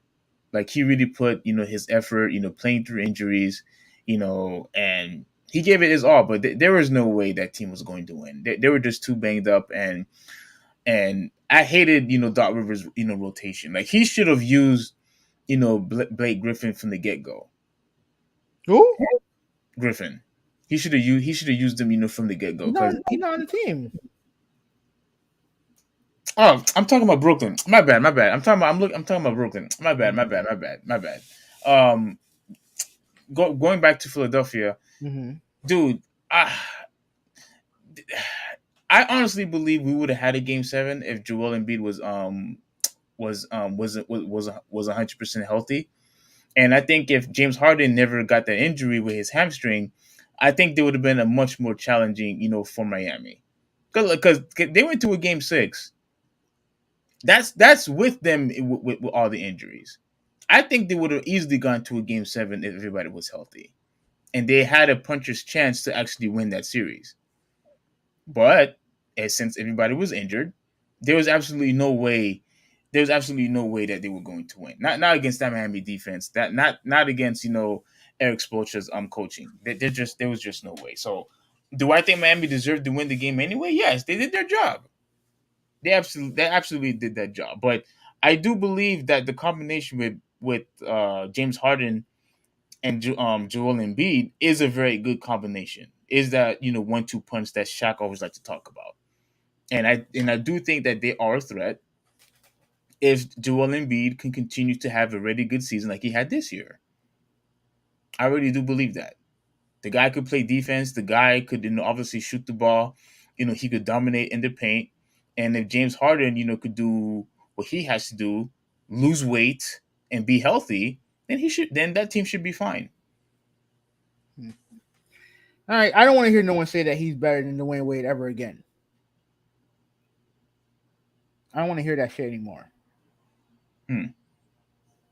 All this talk about Harden historical player and all this other stupid shit, but I don't want to hear that shit no more. No, I mean, if someone says that he's a better offensive player than Dwayne Wade, I don't have a problem with that. Offensive player, not overall player, offensive player. If they say he's a better offensive player, yeah, I mean, I don't see Don't anything say wrong that with he's that. better than Dwayne Wade. Period. Don't say he's better than Dwayne Wade. Offensively, I offensively like I'm talking about all time. Don't put him in the same sentence as Dwayne Wade. Because he's not there. He was never there. yeah, that's just your fanboys. I'm talking right now. I don't care. Look at the results. Look at the results.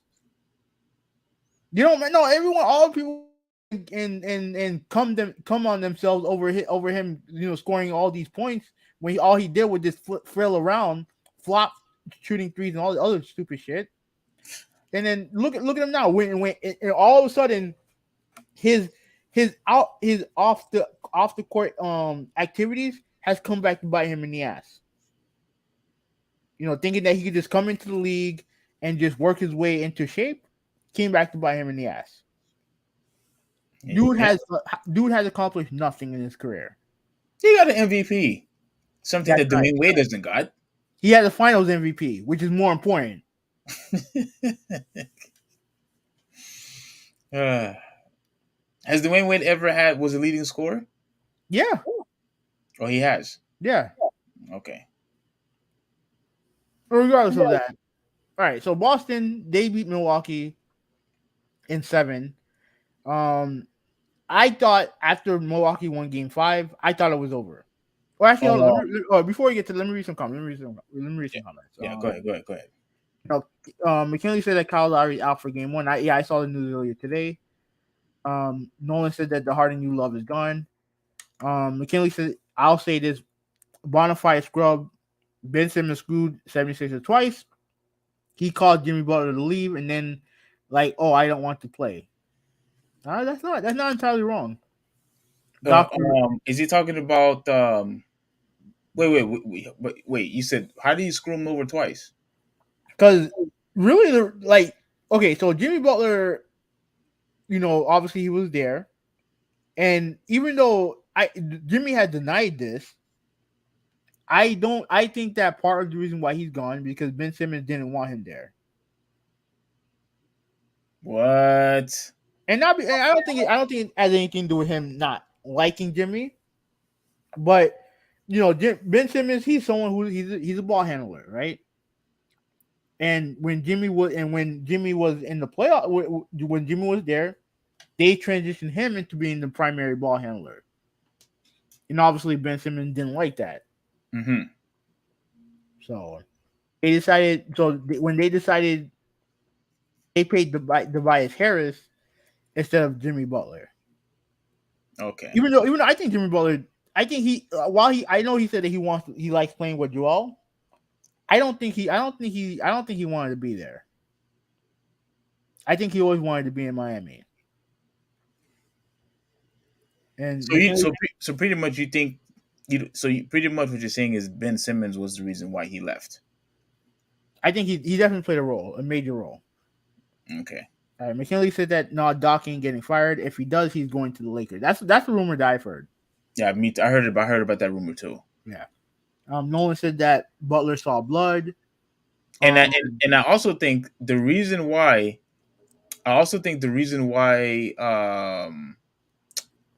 that he's going to the Lakers is because I heard this. I think this is rumors too, but I heard that that James Harden wants his coach back, Mike D'Antoni. Yeah, and yeah, I don't think that's gonna go over well For who? for Joel Embiid. I think Joel Embiid will be. Well, you know what? You might be right. You might be right. Because imagine this, right? Part of the reason why Harden left Brooklyn is because obviously Kyrie, and he had no power over there. He had no power. He really had no say so over there. Then he goes to Philadelphia. He already has his former GM there. And he has other people there too. Then you imagine bringing in his old coach. Bringing in his old coach, like he's gonna be able to run that franchise now. And it's hard to give the franchise to a guy who only shot the ball twice, and deciding Game 6. Instead of the guy who probably should have been MVP. Mm-hmm. Yeah, right. That's not gonna. If they want to get D'Antoni, that's fine, man. It's not gonna go over well. It's not gonna go over well. Nolan said, "I don't have a problem with anyone breaking down factors like Harden has a cooler beard than Wade." All right. Yeah, he has a ring, which is most important. McKinley said that Wade was screwed out of MVP 06 and 09. Ooh. I think it would have been cool if he won MVP in 09, but LeBron James, that Cleveland Cavaliers team was the best team in the league, I think, record wise. And he was the best player, so they gave it to him. So I can't be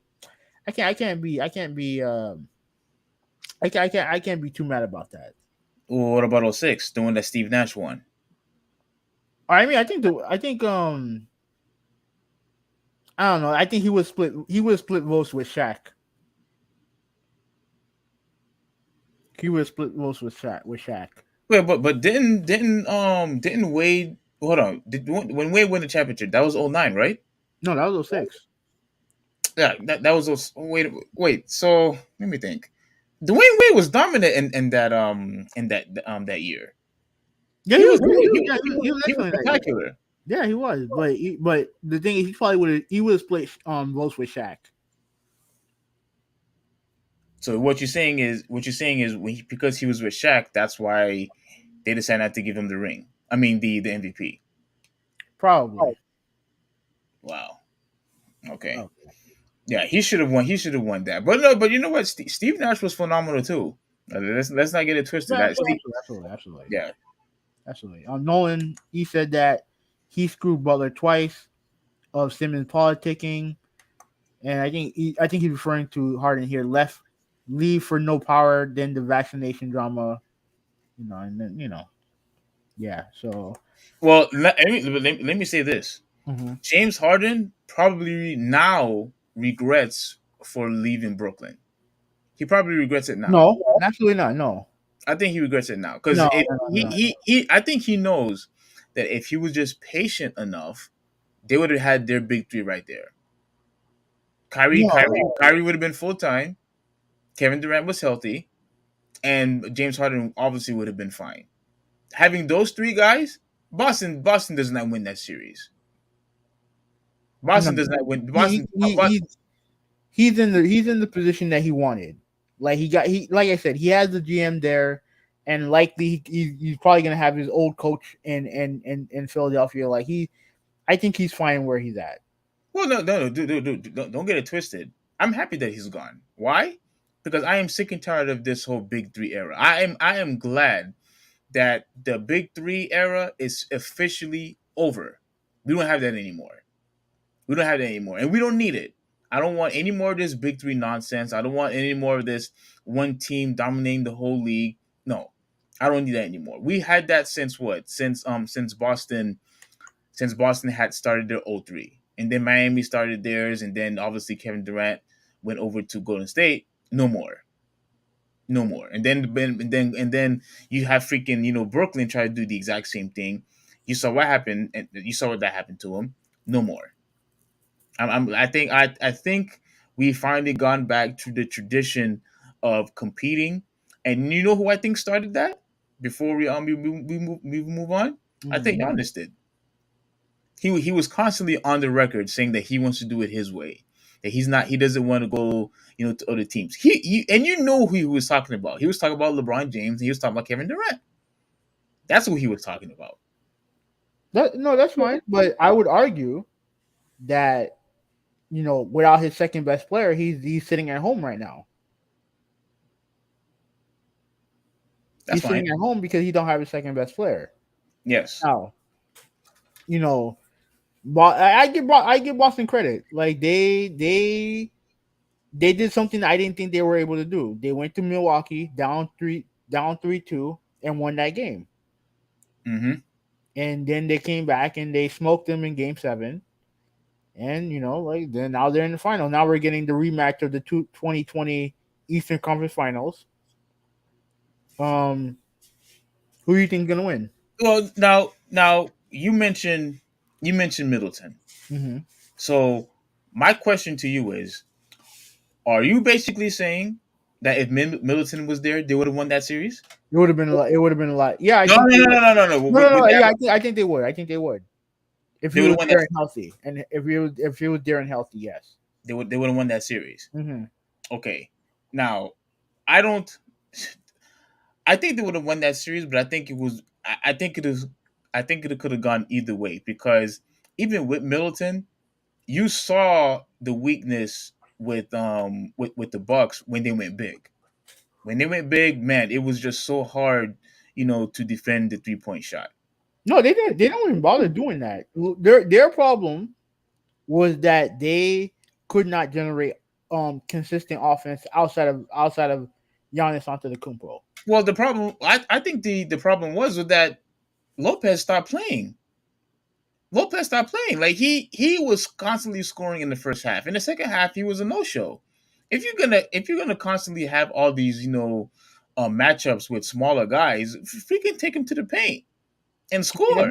he's not that type of player. He was doing that in the first half. Okay, that's fine, but that doesn't. Okay, James Harden scored a couple points in the first half. He didn't do shit in the second half. Okay, but the difference is that Lopez had smaller guys guarding him.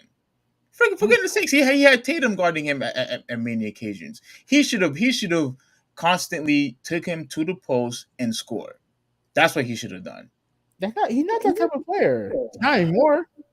He's not that type of player, dude. Like he's not. No. Listen, I don't care if he's not that type of player. If you have a smaller guy guarding you, you should be able to score at all times. At all times. And what the hell is all these other like freaking George Hill? That guy does nothing. Wesley Matthews does nothing. Like all these guys, from Milwaukee, they didn't do anything. The only two guys that constantly was doing the right thing was Giannis and and Holiday. That's it. Holiday didn't do much in that series. Well, you obviously wasn't watching the series if you're going to say a statement like that. I mean, he did well in Game 5. What did he do Game 6 and Game 7? I think he did fine. I think he did fine in Game 6. What about Game 7? Yeah, Game 7, everybody played bad. No, except for Giannis. Well, yeah. The problem is Giannis almost had a you needed Middleton there to alleviate pressure from Giannis, and frankly alleviate pressure from Drew Holiday. You know what I mean? Like they couldn't generate any offense. They only scored what, like 80 something points against Boston. And as much as great as Boston's defense is, at the end of the day, you need to generate at least some offense, and they couldn't do that. Yeah, but I think Holiday had, I think he had like what was it in Game 6? I think he had like 20 points and 4 assists, something like that. And so I think he did fine. I think he did his job. And in Game 6, Game 7, I don't know where the hell he was in Game 7. I don't know where the hell he was. They didn't have enough. They didn't have enough, and I guarantee you, if they had Milton there, they would have had enough to squeak by. Listen, if you are going to bring stupid garbage players like freaking George Hill, you're not going to win anything. If you're going to put freaking Wesley Matthews, the guy played nearly 30 minutes. He didn't do anything. When you put garbage player out on the court and you see that they're not developing any points, they're not contributing, you get rid of them. That's what you do. I expect them to cut George Hill. I expect him to be cut. That dude did absolutely nothing. He was atrocious that whole entire series. So what's he supposed to do? He's George Hill. What do you expect him to do? You expect him to be like what? Like a superstar? No, he's a role player. That's all he is. A role player that didn't do anything. Anyway, who do you think gonna win between Miami and Boston? No, I'm not done yet. I'm not done. I have one question for you. One last question. There's been people that have been saying, and I'm one of those people, that said that Tatum has now surpassed KD. Would you agree? Depends on what he continues to do. No. Yes or no? It depends on what he continues to do. Because look. Okay. Here's something that annoys me. Right? We all know Jason Tatum's a great player, but don't pretend why? Because he beat some guys that he's now moving up. No, get your team to the finals and then we can talk. Get your team to the finals and then we can talk. Get your team to the finals. So he has to go to the finals in order for him to surpass players that he's beaten. Yeah, because guess what they haven't done since he's been there? Gone to the NBA finals. Get there and then we can have that conversation. Well, I'm going to say it now, sir. I don't care if you don't like it or not, because I know you're a KD fan. But I'm going to say it now. He has surpassed KD. Yes. KD is no longer a top 3 player anymore in my book. Why? Because you still have Giannis, who's up there. You have Steph Curry, who's up there. And now you have other guys who are doing such a fabulous job, like Luka and Tatum. So, sorry to break it to you, Hoovy, but your guy, KD, is not a top 3 guy anymore. He's not the best player anymore. He is your guy. He is your guy. The same guy that you like to defend when he went to Golden State. The same guy that you like to defend, saying that he's number 1 just because of his shooting ability.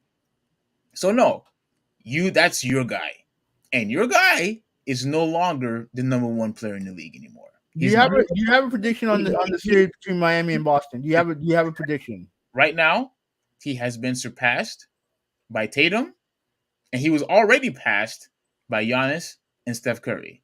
And now he's on the verge to being passed again by Luka. We'll see what happens. But to answer your question, who do I think is going to win the series? Dude, this is by far one of the hardest decisions that I have to make because both teams are healthy right now. No, they're not. Oh, no. You guys are still missing what's his Lowry, name? Lowry, Kyle Lowry, Kyle Lowry. and Marcus Smart's probably not that healthy either. I know he had a sprained foot. He's a. I guess I didn't say. I don't think they said he's a game time decision, but they're gonna see how he feels in the morning. Okay, okay. Um, to make, oh, man, dude, if I had to bet, dude, I would be so petrified to make a bet. But if I had to make a decision, I probably would go with the Celtics. All right, Heat in and 7. and I would probably go to the Celtics in Game 7. Going Heat in 7. You Uh, went Heat in 7. mm-hmm. Oh snap! It's not gonna be easy series, but Heat in 7. The reason why I'm choosing the Celtics is I just like how I felt about Giannis. Unfortunately, Middleton was injured. I think Tatum and Brown are better than Butler and Hero. And Hero's been struggling. Hero's been struggling by a lot. But he's also not this. He's not. He's also not the second best player. You're gonna. I would prefer Hero over Anubayu. No, I wouldn't. I don't think. Bam is a more complete player. His defensively, he's the most important member of the Heat team defensively, and he's gonna be he's gonna need to be that in this series against Boston. Well, yeah, when it comes to defending, yes, but I think when it comes to offense, Yeah, Hero needs to step up. Yes, yeah, Hero definitely needs to step up big time. and I understand. I understand that people are picking Boston over Miami. I just think that ultimately You being biased, that's partly it. I ain't yeah. gonna lie about that. We can't trust you with your pick because you're being biased. Okay, but I also think that in my opinion, I think Jimmy Butler is the best player in this series. But No, it's I Tatum. do. Tatum. No, I think it's Jimmy. But in order for him to really maximize himself, he needs the guys around him to play their part. You know, he needs PJ Tucker. He needs Matt Spruce. He needs Max Spruce. My bad. He needs you know, I don't know what they're gonna get from Kyle. He's already out game 1, so obviously Gabe Vincent needs to play well. Mm-hmm. And like I said, Tyler Hero needs to step up as well. Yeah, that dude was struggling by a lot, dude. Like I don't know what in the world happened. I mean, the numbers aren't the same. I don't think he's struggling as much as you claim he is, but the numbers aren't the same. So he does need to step up. He needs to be great against Boston in order for it to happen. Oh yeah, especially Boston. I believe that he can do that. I believe he can. So, like I said, would it surprise me if Boston wins the series? No, it wouldn't. But I think Miami's good enough to beat them 4 times. You who's winning tomorrow? Who you got winning tomorrow? I'm thinking Miami. You think Miami's winning tomorrow? Mm-hmm. I think Boston's going to steal home court, dude. I mean, they're good enough to win 1 or 2. Like I'm definitely not taking that away from them. But yeah. I mean, I'm sticking with Miami. So before we continue on with the Western Conference, let me read some comments here. Let me see. I think Kyrie Irving. According to McKinley, Kyrie Irving made a comment about Boston Celtics fans. I guess he said, "Go back to Cleveland." Oh my God, Boston hates you. Oh my God, mocking comments. That's how y'all sound to me, cockroaches. Wait. Wait. That's what Kyrie Irving said? Hmm? Can you confirm that, Havenel? No, I'll take McKinley's word for it. I didn't hear anything about this. Go back to Cleveland. Oh my gosh, Boston hates you. Oh my gosh. That's all y'all sound like to Kyrie Irving to Boston Celtics. All right, so Question: why is he telling them to go back to Cleveland for? he was telling Kyrie that I guess they were yelling that to Kyrie. Oh, okay. Okay. I know it said Celtic fans been toxic. 7 was terrible example for one person on the Bucks. He said that Steve pissed off at Hill. Yeah, of course I'm pissed off at Hill. Like the okay, because look, you have to remember, I don't think Hill even played the first two games. He didn't even play the first two games. Dude, it's time for you to be ready. You have to Ready be to do what? ready. Ready to do what? When you are called to go on the court in the playoffs, you need to be ready.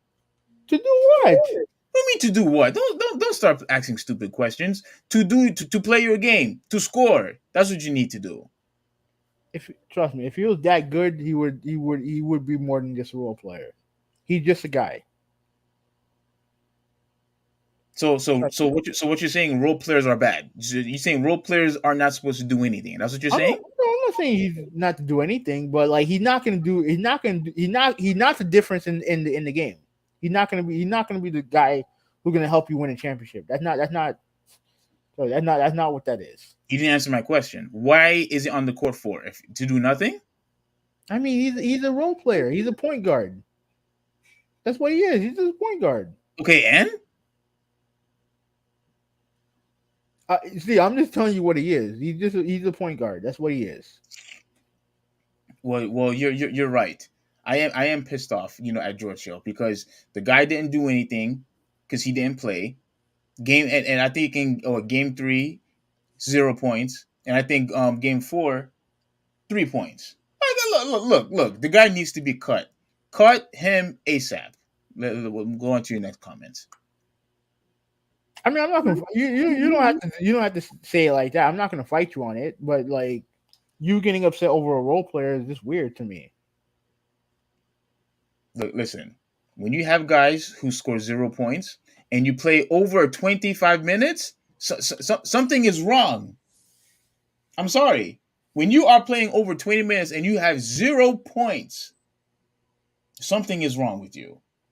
Get back on the bench. You and Matthews, whatever his name is. Both of you get back on the bench, and both of you deserve to get cut. Go back to the G League, or just retire. I don't think he's never been. I don't think he's been in the G League. No, that's what I'm saying. You should downgrade and go to. You don't belong in the NBA anymore. Not with the performance like that. You don't belong in the NBA anymore. All right. Anyways, Steve pissed off at KD. Yeah, he hates KD. So Listen, I don't hate KD. I just hate what he did. anyways, he said Heat in 6. Bam is critical, and he said that he would take Butler over Tatum. But Bam is very critical in that series. Now, mind you, in 2020, Bam Adebayo was the best player in that series when they beat Boston in the Eastern Conference Finals. He was the best player in that series. Well, I think now Tatum has surpassed him now. We'll see. We'll see. I think he surpassed him and Butler. We'll see. We'll see. Anyway, going on to the Western Conference, we pretty much already knew that Golden State moved on past Memphis. We really not much to say about that. Well, But yeah, come on, you got to be fair. John Morant was hurt. Morant was hurt. and honestly, when you think about it, like Memphis outplayed Golden State in that series.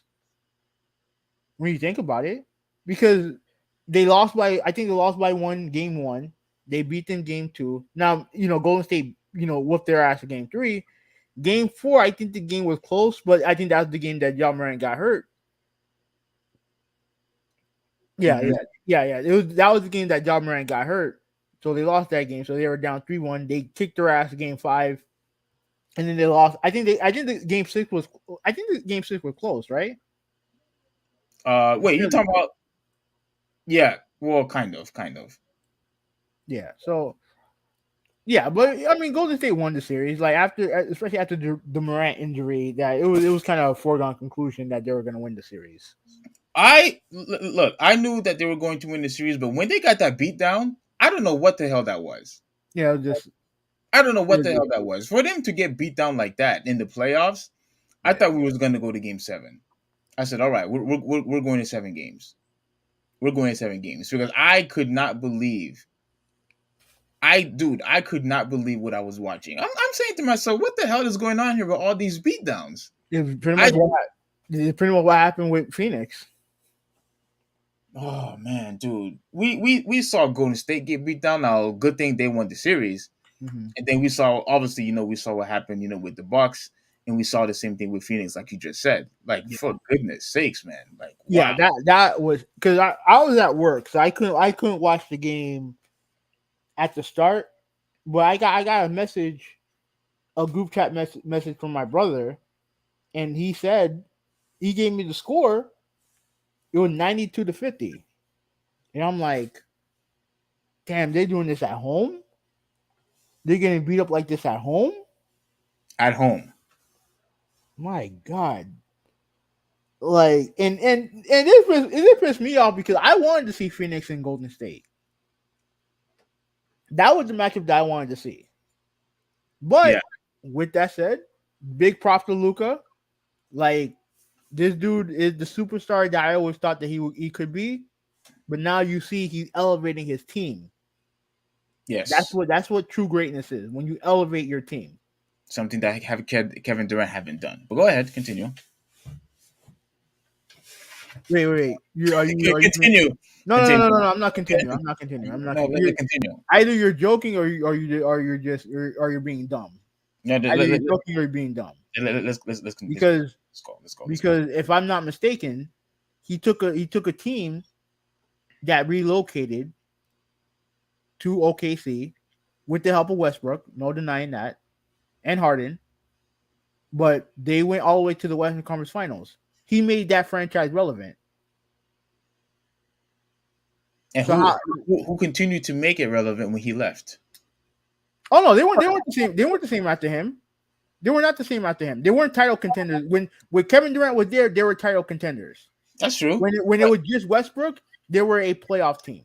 When Westbrook was injured, were they title contenders when Westbrook was injured? No, No. no. So we needed both guys. Don't just give me Kevin Durant. We needed All right, both. but if I can get more pieces, I guarantee I'll be closer to a title contender with KD than I would with Westbrook. That's a fact. Well, yeah, you're right. Yeah, you're right. Because even with Westbrook at his prime, back then, yeah, I would definitely say that you would probably gotten closer of going to a championship, Okay. with KD. All right, But moving but on. but there's absolutely no way that dude could win a championship without going to a super team. It's not happening. And you've seen that this year, and you saw that last year. Let's move on. No, what you saw was a guy who carried his team Let's move on. with two of his stars hurt and almost beat the defending champions and was the closest to beating them by himself. So you can ignore me all you want. You know I'm telling the truth. Listen, all I'm saying is, even with the amazing shooting abilities that he to me, I don't think Kevin Durant is a good leader. He's not as good as a leader as, obviously, as Steph Curry or LeBron James or Kawhi. He's not. He can't I lead. don't, He that can't lead. part, To, he that can't lead part, a team to a I don't. promised land. He can't lead to a team to a promised land like those guys can. He can't. No, I don't buy that for a second. I don't buy that for a second. I don't think he's a great leader because he like Kyrie Irving nuke his season. But when it comes to in the basketball court, that dude's the real deal. He already proved it. And and you can deny it all you want, the fact that those are the facts. Now moving on. Now, who do you think wins this series? Out of Phoenix and Mhm. Dallas. I mean, Yeah. not Phoenix. Out of Dallas and Golden State. Mm-hmm. I think Golden State is going to win. I think, and the reason why I say Golden State is because Steph Curry continues to prove why he's the best of the best. Now, I told you since the very beginning of the season that I believe who the top best guys, the top two guys, was Giannis and Steph. You can flip it. You can flip it if you want. You can say Steph and Giannis. I always stood by that, and I'm going to continue to go by that even now. I believe that Steph Curry's shooting ability, and now with the addition of Klay Thompson, even now that everybody had changed or they had revolutionized the league, and everybody else is starting shooting threes, you could tell that it is demoralizing when those guys are on fire shooting threes. It's demoralizing. There's a difference between having a guy shoot a three in front of your face, but then is another situation, another feeling when the guy is basically shooting at half court and there's absolutely nothing that you could do. Absolutely nothing that you could do. He just demoralizes your defensive schemes. Where I don't think they have the capacity to keep up with Steph and Clay. I don't. I, I'm picking Golden State also. But your nephew Joshua said that he got Dallas in six. yeah. What took you so long, nephew? You had that link a long time ago. It looks like you took so long. We're almost done with this podcast, and you took He, forever to get over he here. has he has a life to live. You Like you you you took forever to get over here, nephew. he has a I life to am live. I am this way. Hey, I'm talking to my nephew here. Zip it, He has a nephew. life to live. Zip it, nephew. You took a very long time to get here. You missed all the action, buddy. You missed all the action. But he knows I'm messing with him. I was on the game. I was locked in on Batman. I was locked in on Batman. You was playing Batman or you was watching the movie? But anyway, Yeah, I got Golden State winning the series. how many I games? think I would say the same thing. Six. I would say Golden State in six. Um, to me, I think the most important person in this series is probably going to be Draymond because he's easily the best big in this series. I don't even know. I guess he said he was playing Batman. Okay. Well, Um, which one? Which Batman you was playing? Go ahead, have it now. um, like like to me, Draymond the most important is the best big in this series. I really don't even know Dallas's bigs like that. Like their team is obviously Luca. Um, what's that dude's name? That short dude. What's his name? Damn, what's his name? Brunson. Oh, okay, yeah. Brunson and Spencer Dinwiddie. He's been playing well too. So those guys are the engines of that team, and I do think that the talent of Klay Thompson, Steph Curry, Jordan Poole, and Draymond Green is too much. It would be too much for them. Now, Joshua said nobody is stopping Luca. That's true. Nobody's stopping Luca. I think what they are going to do in the very beginning, they're going to put Draymond Green on Luca. I think that's what's going to happen. I would wait. I would wait till fourth quarter because you don't want to get him in foul trouble. You don't want Draymond Green in foul trouble. Mm. So what I would do if Oh, you know what? I completely forgot about what's his name? Jordan Poole. No, no, no, no, no. From Dallas. He has a weird last name. Has a very weird last name. What's his name? I don't know. Den Whittle, something like that. Dinwiddie. Weedy. Yeah, yeah, Spencer Dinwiddie. Yeah.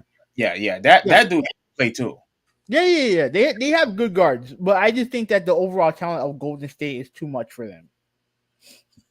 It's too much for them. Yeah, see, yeah, that's exactly what I was saying.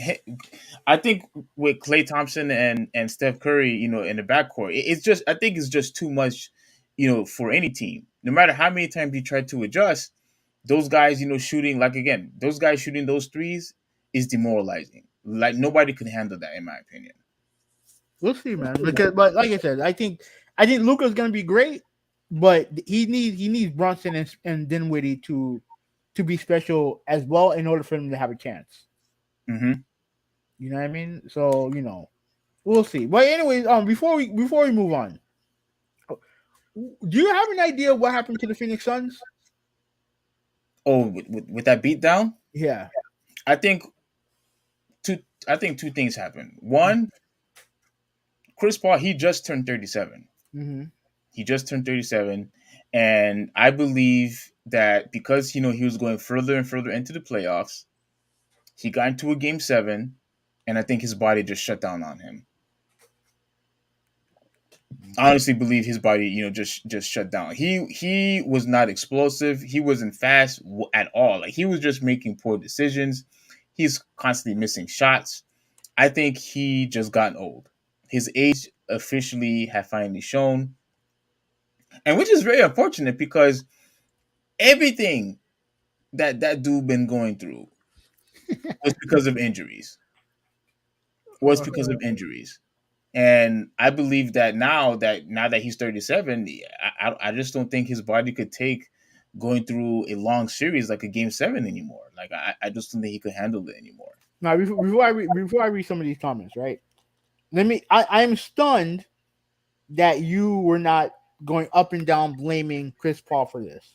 'Cause I was prepared to have the argument with you. I was prepared to have this argument with you.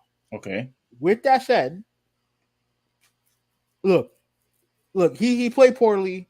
There, you can't deny that. Yeah.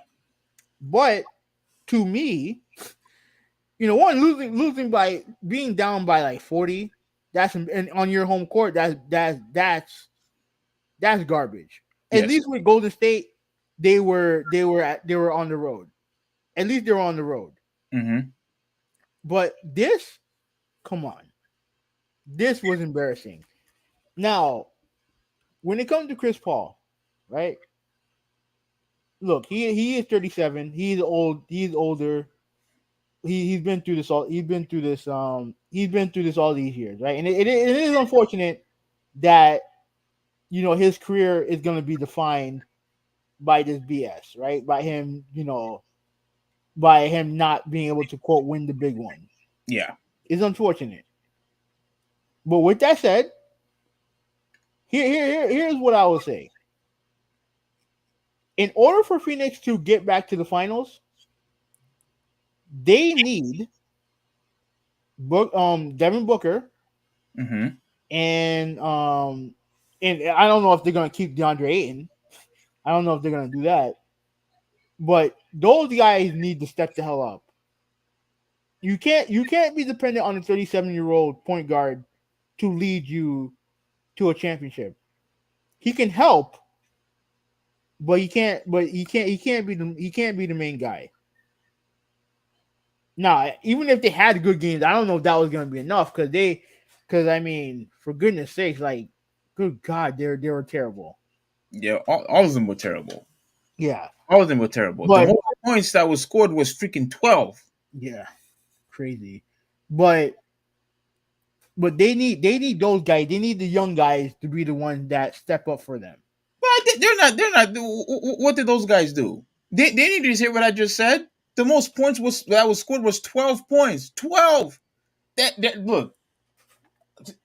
Look, listen, man. When I was watching that game, it was like as if I was watching professional basketball against high school kids.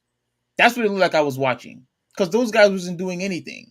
It was just brick after brick after brick after brick was what I was watching. And I'm like, wait, what the hell is going on here? It was like, that movie Space Jam Mm-hmm. when everybody lost their abilities from the monsters, whatever they're called. Yeah. That's what I saw. I have never seen such an epic collapse in a whole entire team. The whole entire team. And speaking of Aiden, I think that dude only scored 5 points. He only played 17 minutes, and there's been talk about why that happened, why that was. Yeah, because he's not doing anything. That's why. All right. So Joshua said the Suns suck. Well, show a little bit of respect though. That they had the most wins in the whole entire league. I mean, that don't mean nothing now. They had nothing now. Well, they had the most wins, and again, this was a surprise from you and for everybody else. Nobody expected this type of beatdown in the Game 7. Nobody. I guarantee if we all had made a bet, we would have taken that bet. There was no way they was going to lose over 30 points. Yeah. No way. So apparently, Joshua said apparently D-Book and Miss Jenner broke up halftime of the game. Shit, I would if I was her, I would have broken up with him too after that performance. Book and Miss who? Jenner. Like he goes out with this famous celebrity. I don't know what her first name is. I don't know which one, if it's Chris or Kendall or whatever the fuck, but one of those Kardashian sisters. They broke up halftime. Dude, but I have enough. Please tell me that's not true. I have no idea, but they I think they got their asses whooped. If if she broke up with him because of that, oh my goodness, these players No, knows no, how no, no, to. that I don't know. I don't. I was just joking with that, Okay, okay. but with that, like I don't even care about that. No, I know, I know. But ultimately, like God, what a garbage performance that was. Very garbage. Garbage, and like I don't know. Unless we, I mean, it is. It's a dumb way to go out. Like it's one thing to lose by a couple points. It's disappointing either way. But like to get smacked like that, and then Luca just taunting Booker and taunting everybody. Like hey, I'm for it, man. I'm for it. Mm-hmm. Anyways, okay. Sad, truly. I agree, Joshua. It's sad. Okay, now this going up to your topic. Now they announced that the NBA announced that they were going to have a couple of changes to their awards, right? Oh So my gosh. they're going Joshua, you said this was sad. This is also sad right here. But go ahead, have it now. right. So they change. So now they're going to introduce a conference finals MVP for both the Eastern Conference and Western Conference, and they're changing the names of the Eastern Conference and Western Conference trophies. I mean, you have the article, right? Yeah, it's right here. Let me quickly share it real quick. Okay. And I thought this was when I saw this on Twitter. I didn't even bother, commenting or retweet because I honestly thought it was a joke. I thought it was an absolute joke. And just people just making up stories and whatnot. But then when I saw that it was actually a confirmation from ESPN, I couldn't believe what I saw. Mm-hmm. But anyway, for everyone who's wondering what we're talking about, like Havino said, they're basically adding additional trophies when it comes to the conference finals. So here we are. NBA introduces new lineup of postseason hardware. Um, okay, so here it is. So here are all the trophies, Mm-hmm. and it says here, well before they. Well, hold on. What? Can I play this? Yeah, it's Or, fine. or we get copy? Okay. The time is coming for us. All right. Never mind. No, we Okay. gotta wait for the ad to be done. So Okay. Hosted in the air by the winners, the NBA postseason trophies already received a significant lift. The league announced Thursday a set of 6 reimagined trophies, each receiving a makeover. The centerpiece is, of course, the Larry O'Brien Trophy awarded to the NBA champion, which sports a roundish upgrade that's even more um, diametrically reflected of the basketball itself. so One they big. so they made so they made the trophy look better. Do you think it looks better? I mean, I wish you could see the video. There's nothing being shown. Oh, hold on. Let me see. Oh, come on. Just hit the play button. This is the play. I'm clicking it. All right, then it's not working then. All right, screw it. All right. So, wait. These are it. No, that's not the NBA trophy. Hold on. Where is it? Yeah. No, it's not this one. Is it this No, one? no, yeah. Wait, this one? Yeah. Do you? Okay. Before I continue reading, do you like how it looks? Yeah. Looks better. It looks better. Mm-hmm. Hmm. Yeah. Well, I guess. Where was I? One big addition: there will now be a conference final MVP trophies. Conference final MVP trophies, which are named after Magic Johnson Western Conference and Larry Bird Eastern Conference, both credited with boosting the league in the early 1980s and raising the profile of the game. Those trophies raise a sterling silver ball similar to the conference championship trophies. Those trophies raise a sterling silver ball. So it is these. Those are the conference MVP trophies. Yeah. You said no. No, I thought you were talking about the NBA championship. No. Yeah, it's these. So you like the way these look. It's fine. Like I don't really care. But I do. Okay, go. Continue. Yeah, all right. The general size, shape, and weight of the O'Brien Trophy remains unchanged, but there are noticeable tweaks. The base is the biggest difference, where instead of a square foundation, the trophy now sits on a pair of circular stacks, um, which I guess is this right here. No, they're talking about the NBA trophy. The oh yeah, here it is. Here it is. Here it is. Yeah, the additional stacks. Yeah, yeah, that looks pretty cool. That looks cool. Um, where was I? Okay, the top disc lists the team names of the first 75 NBA champions. Oh, that's pretty cool. Starting this year, the name of each NBA champion will be etched at the bottom disc of each new trophy, ensuring that each team will receive one of a kind trophy bearing its name. The disc will have enough space to contain the next 25 NBA champions leading up to the league's 100th anniversary season. Do I need to read this one? Yeah, yeah, might as Yeah. well. No, you good. Uh, okay, fine. Okay. How do you feel about the look of these trophies, and what's your thoughts? I don't care about the look of the trophies, but I actually like the fact that they're adding conference MVPs. You actually like this? Hmm. Please explain. I like the fact that they're acknowledging two of the most important players in NBA history, and Larry Bird and Magic Johnson. Which they could Because do that. Which they could do that anytime. But go ahead. yeah, but they're doing that with the MVP trophies. And I like the fact that because the conference finals are important, because those are essentially your two the best two players, and then you have the two best players. You have this series. Look, if these things are going to be separated by conferences, like you might as well honor the best players of each conference. Honor the best players of each conference. Yeah. So it's like I don't have a problem with it. All right. I have a problem with this. The problem I have, with this is that look, we can't be having all these crazy awards. All right. We have enough already. We have enough.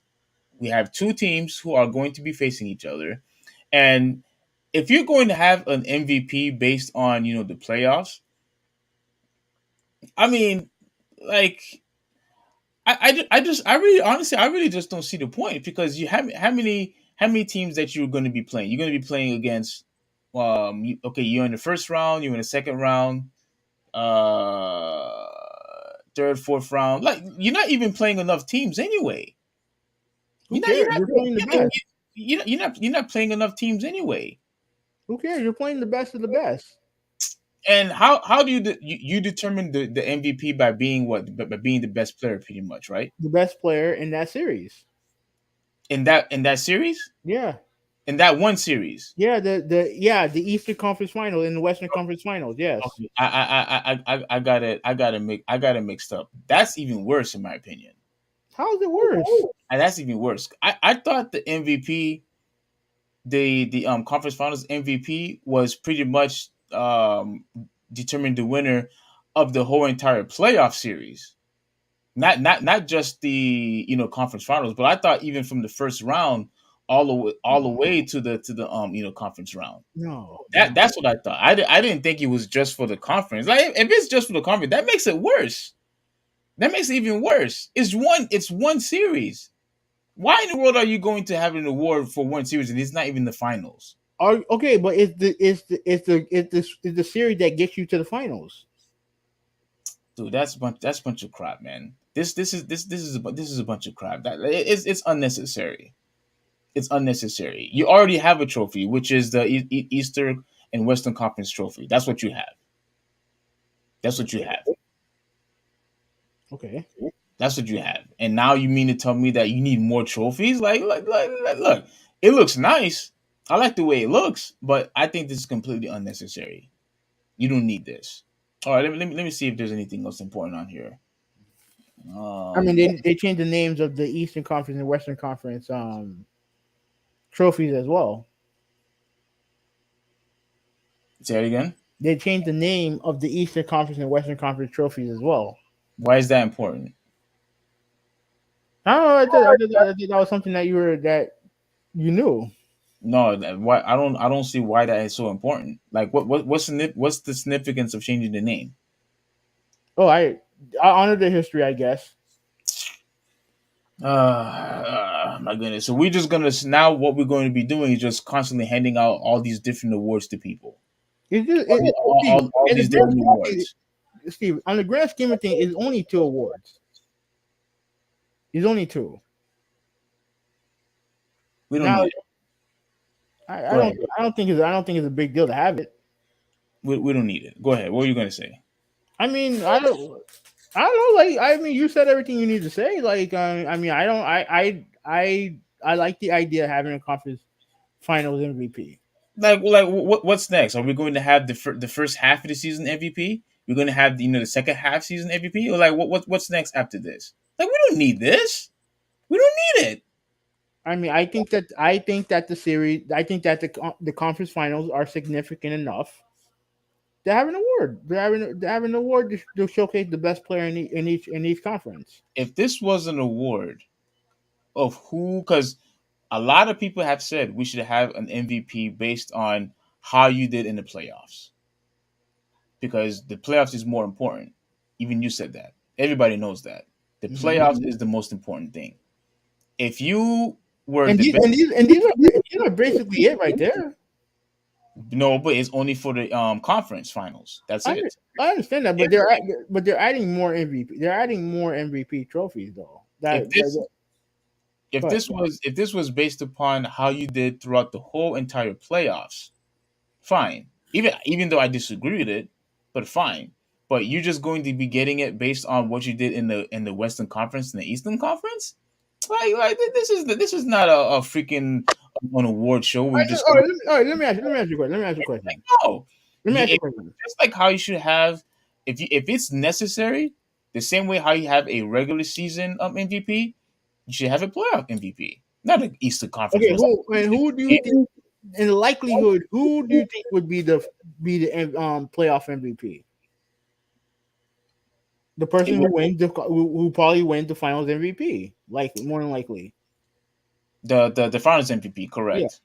more than So likely. yeah, so more than likely it would either be Tatum, Butler, or No, no, Adebayo. no. Well, the thing has to be over first before you give out the awards. Yeah. That's what I'm saying. If But whoever won, yeah, but a playoff MVP is likely going to be the guy who wins finals MVP. Would you give it to a guy who got eliminated in the second round or in the no, first round? No. no. I would give it to the guy. I mean, playoff MVP to me should be the guy who probably wins the finals MVP, likely, because at the end of the day, like he played the best when the stakes are the highest. No. You're getting it mixed up because that'll be having two trophies. That'll be having two trophies. That's why I say having an Eastern Conference MVP and a Western Conference MVP is fine because in each in the conference finals, those are obviously the games that you're going to be measured when it comes to going to the finals. And to me, having an Eastern Conference and Western Conference MVP, I think I think it's good marketing for one How? because one you have these guys we all know that the NBA is based on star power and what bigger star marketing power there is than having a guy hold a trophy. Well, we already know that if Boston beats Miami, Tatum's going to get the MVP. Or if Miami wins, against Boston, Butler's going to get the MVP. That's pretty much it. Okay, that's fine, but like that's fine, but it one I think is used for marketing, and two I think that it puts a higher. I think it puts more. Well, I mean, I don't think the trophies do that, but it makes it look like it's more prestigious to win the Eastern Conference and be the best player in that conference. Okay, that's fine. But that's why I said it would have made more sense if it was a playoff MVP, not a conference MVP, because now what you're basically saying, what you did in the first and second round don't matter. It's No, only it based. matters. But we all know that you're judged based on on championships. You're based on the most important series, and we know the most important series is the conference and the NBA Finals. What you do in round one and two, yeah, it's nice, but it's not. It's not. But you can't. You're not going to build a career off of winning first and second round series. We know that. No, no, no, no. Yeah, we know that, but it's the overall performance that you displayed in the playoffs from first round to third round. That would make more sense if you had a MVP, an MB, a playoff MVP winner. What you because look how well Jason Tatum played in against Brooklyn, and then what he did with the Bucks. If he continues to do that with Miami, that's when he should win MVP. But not based on what he does in the Eastern Conference Finals. I think it would make more sense to give an award of who was the best performer throughout the whole entire playoffs, from the first to third. And you think that doesn't make any sense? No, I just think that you judge players based on what they do on the biggest stage, and playing on the Eastern Conference Final, Western Conference Finals, and the NBA Finals that are the biggest stage, in my opinion. Well, if you're gonna have a regular season MVP, I don't see nothing wrong with having I don't see nothing wrong with having a playoffs MVP. But it is what it is. The trophies look really nice. Mhm. They do look nice, but I think it's unnecessary. But anyway, All right, all right. Well, last topic is yours too. So um, all right. So here it is. So Phil Jackson wants to trade LeBron James, keep Russell Westbrook. Now look, having now, I don't really want to read this whole entire thing because I'm Mhm. pretty sure we know the gist of the whole entire story.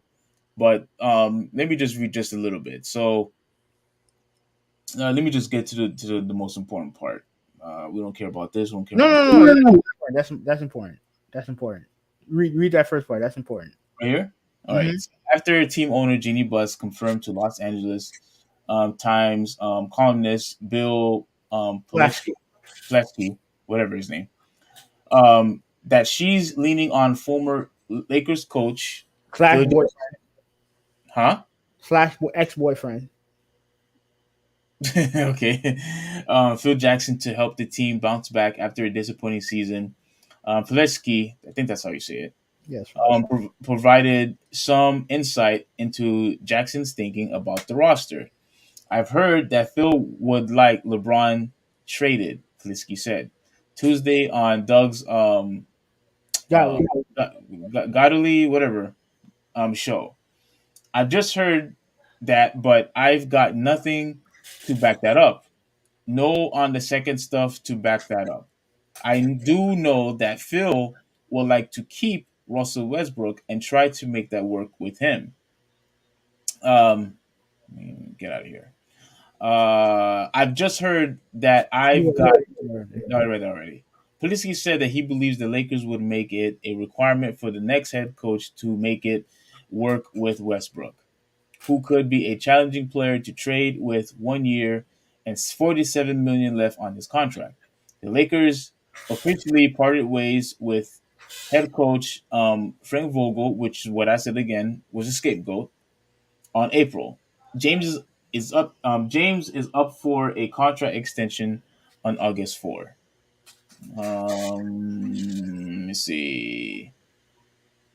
Let me see. Political comments came to the same day Times published his hours-long interview with Buss, who said she was not happy nor satisfied with the current state of the Lakers.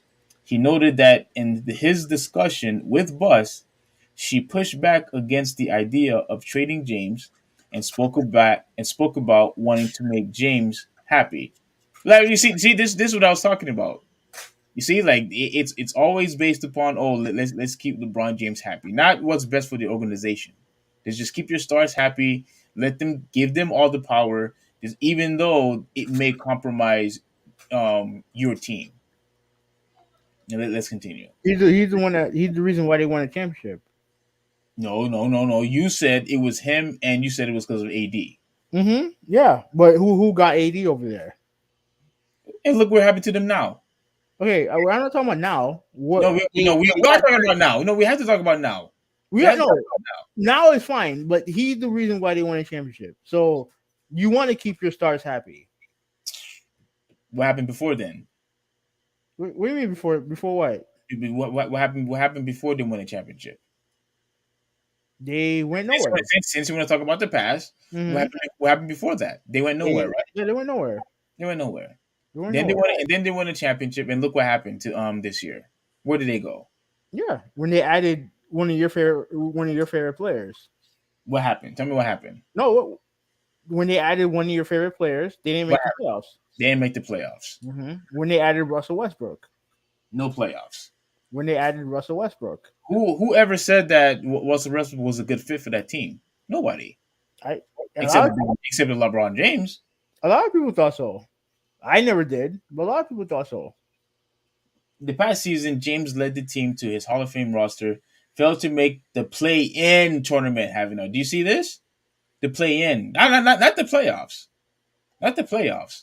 They didn't even make it to the play-in, let alone the postseason. And Butch said she is growing impatient with not getting the results that she wanted after going into a luxury tax. Big deal, luxury tax to bring in Westbrook, Carmelo Anthony, and other veterans last season. Carmelo Anthony. They brought in Carmelo Anthony. A stupid decision. James reportedly had a heavy hand in recruiting Westbrook, who had one of his worst offensive seasons in his debut with the Lakers. Bus enlisted Jackson and Lakers legend Magic Johnson to help advise the team and is leaning on both basketball minds to steer the franchise forward after the Lakers posted a 33-49 record. So, Havenel, what do you think about this? Um, this is why the Lakers are who they are, and this is why, despite their legendary status, they are a poorly run organization. They are. What would Phil Jackson have to tell you that would help you in today's NBA? Dude was in New York. He was the head guy in New York, and they did no winning. He alienated his star player, Carmelo Anthony. Now, mind you, this is like him wanting to trade LeBron James. That's not new. That's not done by accident. Mm-hmm. He has beef with LeBron. Now, I don't know if you remember this comment that he made about LeBron James and his friends. He called them a posse, Oh, I remember that. Yes, I which remember that. which he got a lot of flack for. Yeah. So why would I get advice from a guy who despite him being arguably the greatest coach in NBA history, who's arguably one of the worst general managers in the history of the NBA? Why would I get his advice? Why? And further down, you mentioned how she's leaning on people like Phil Jackson and Magic Johnson. Magic Johnson had that job. He didn't want to do it because he just wanted to tweet stupid shit. Well, I think Why are you leaning on these guys to help your franchise? Get someone from the outside. One, they should have fired Rob Pelinka.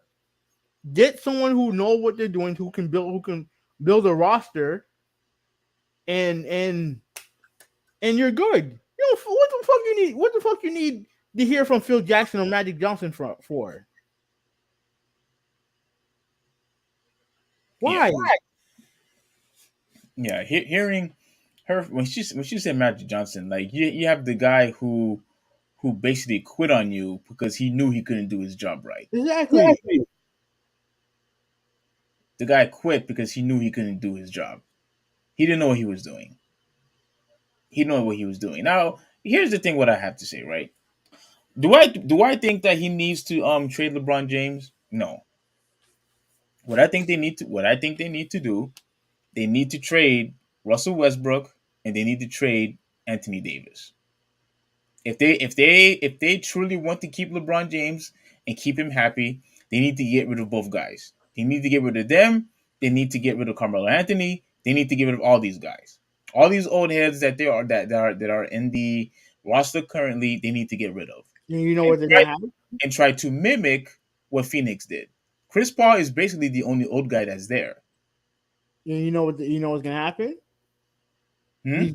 You know what's gonna happen? He's gonna end up doing what he did the first year he went to LA. He was playing with a bunch of young guys who at the time weren't ready to win.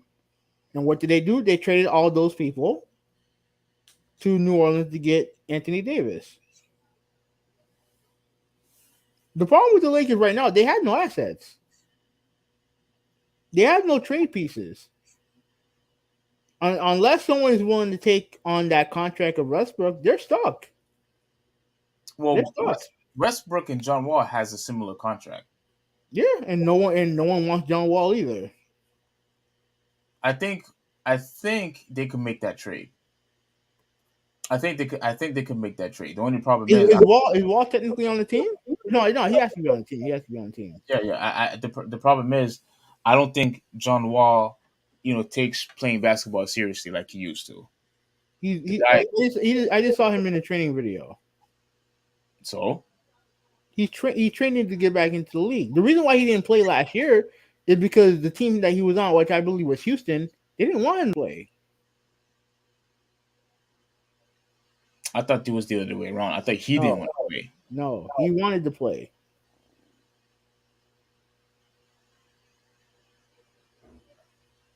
I don't know. I'll do some homework on that, but I never respected that dude ever since he gained weight like James Harden did.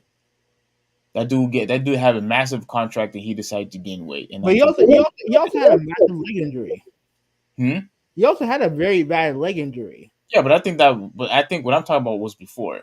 But even with his injury, I mean when he went to when he went to Houston, right? When he went to Houston, and then James Harden went on this rant, and then James Harden didn't take basketball seriously. He wanted to get out of there, yada yada yada, because they couldn't win. They couldn't win anything, despite the fact that they tried, giving you good pieces, but you didn't do anything. But besides all of that, John Wall ever since he had that massive contract, he has not been the same player, in my opinion. So he got hurt, and during his rehab, he got hurt again. Now there's definitely been conflicting reports as to why he got hurt again. But yeah, he hasn't been the same player. But Ever since he got his money, I do wonder I do wonder what he still has left in the tank, because he really hasn't played any basketball consistently for like a year and a half, maybe even 2 years. mm-hmm. So I do wonder what he has left in the tank. But if they're going to trade contract to contract, then one, it still keeps them in the same position that they were in before. They're still over the luxury tax, and two, I mean, Russell Westbrook is not going to want to go back to Houston. You think he would rather stay? I think I don't know what Westbrook is willing to do. I don't know what he wants to do, but I don't think he wants to go to Houston.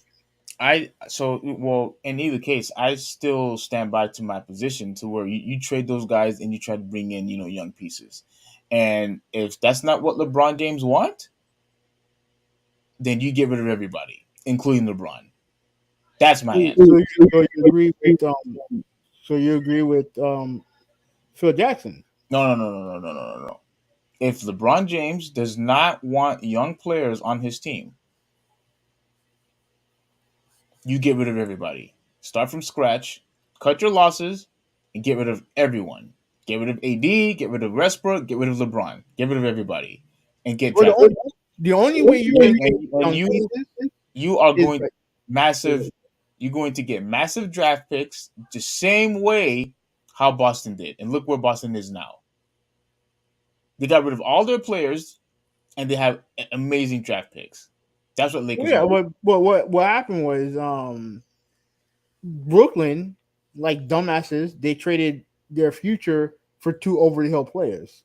Exactly. So And I'm pretty sure right now, regardless of how injury prone AD is, mhm. people are going to get rid of draft picks for him. And I think the same thing is going to happen with LeBron James. People will get rid of the draft picks for LeBron James. And then you trade somebody for Westbrook. So I'm gonna say this one last time. You could call me crazy if you want to. Mhm. Try to get rid of everybody with the exception of LeBron James. If that's not what LeBron James wants and he is showing some type of resistance, you get rid of him too. And then you would have plenty of draft picks for the Lakers' future. Just do the exact same thing what Boston did. Because people are going to give the first round draft picks for AD, and people are going to get rid of other organizations are going to get rid of their first round picks for LeBron James. They will. Mhm. LeBron James's box office is going to generate money for that city. They are going to get rid of draft picks for him. Yeah, I guess so. I guess so. I guess You, so. you know I'm right about that. No, I mean his impact. Yeah, sure. But my thing is that I'm not taking advice from Phil Jackson. He even said there that he wants to build around Russell Westbrook. Like, are you fucking serious?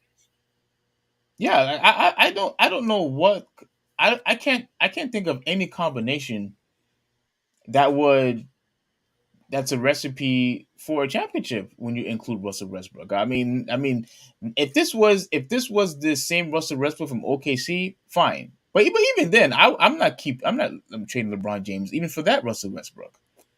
Even for that Russell Westbrook, the one where he was with KD.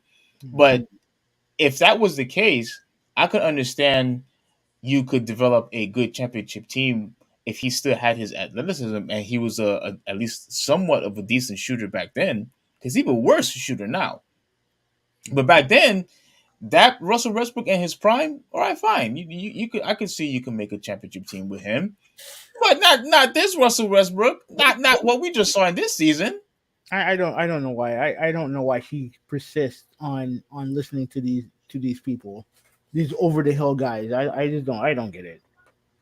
But Don't that's what the Lakers are. They're overrated. As far as their competence, they're an overrated franchise. Obviously, they're not when it comes to accomplishments, obviously, but when it comes to like people thinking that organization is good, absolutely not. It's because of things like this, where they always have these old guys, these Laker guys in having some sort of power in that organization. yeah. Get some guys who know what the hell is going on. If you want to get younger, you may need to trade AD in order to do it. But I mean, LeBron James not going to want that. Which is why I say you also give it to LeBron James if he doesn't want it. And then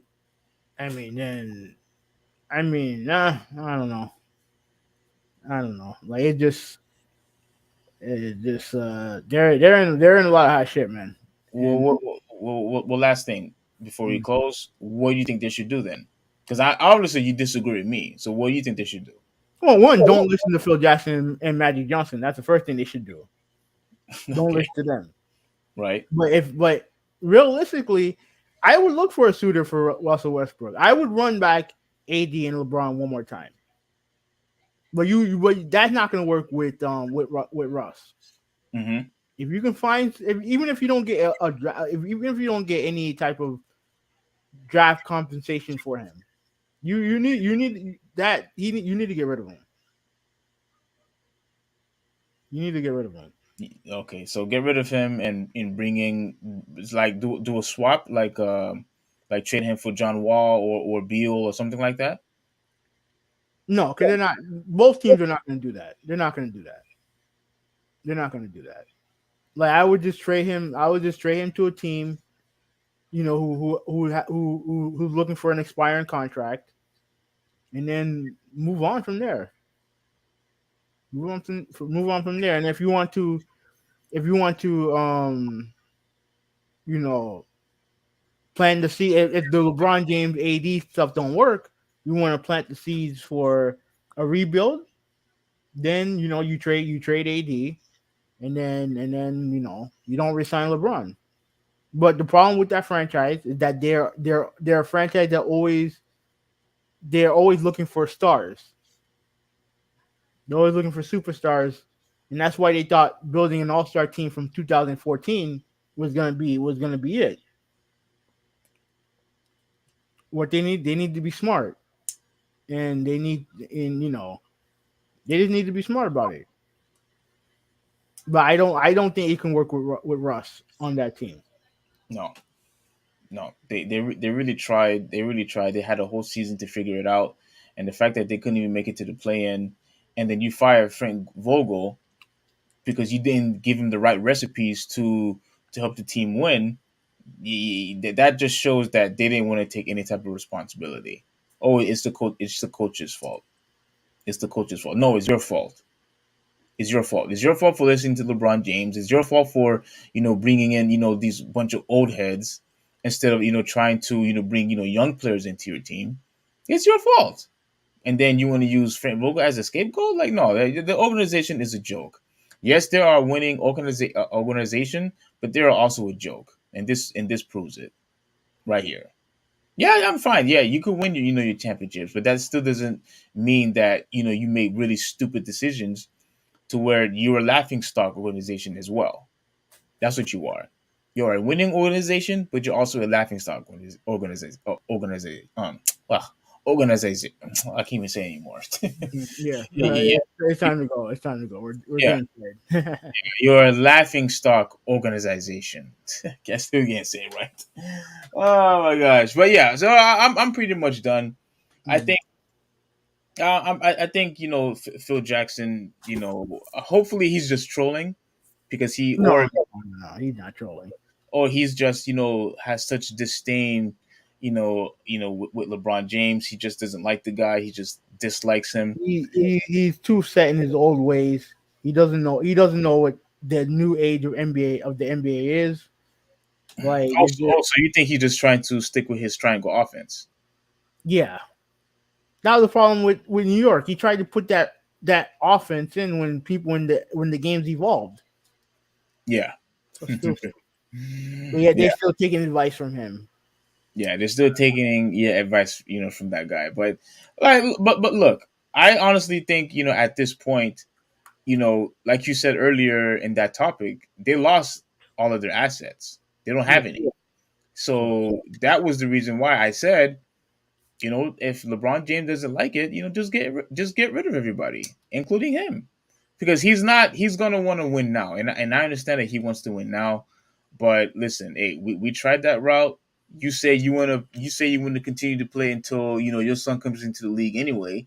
So if you're really going to wait that long, well, let's get rid of everybody, get some good draft picks, get some good players, and see if you can win a championship that way.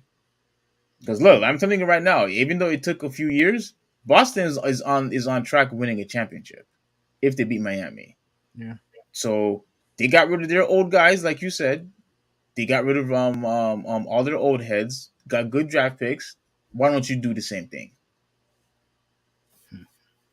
Well, on that note, I would say that's it for the podcast.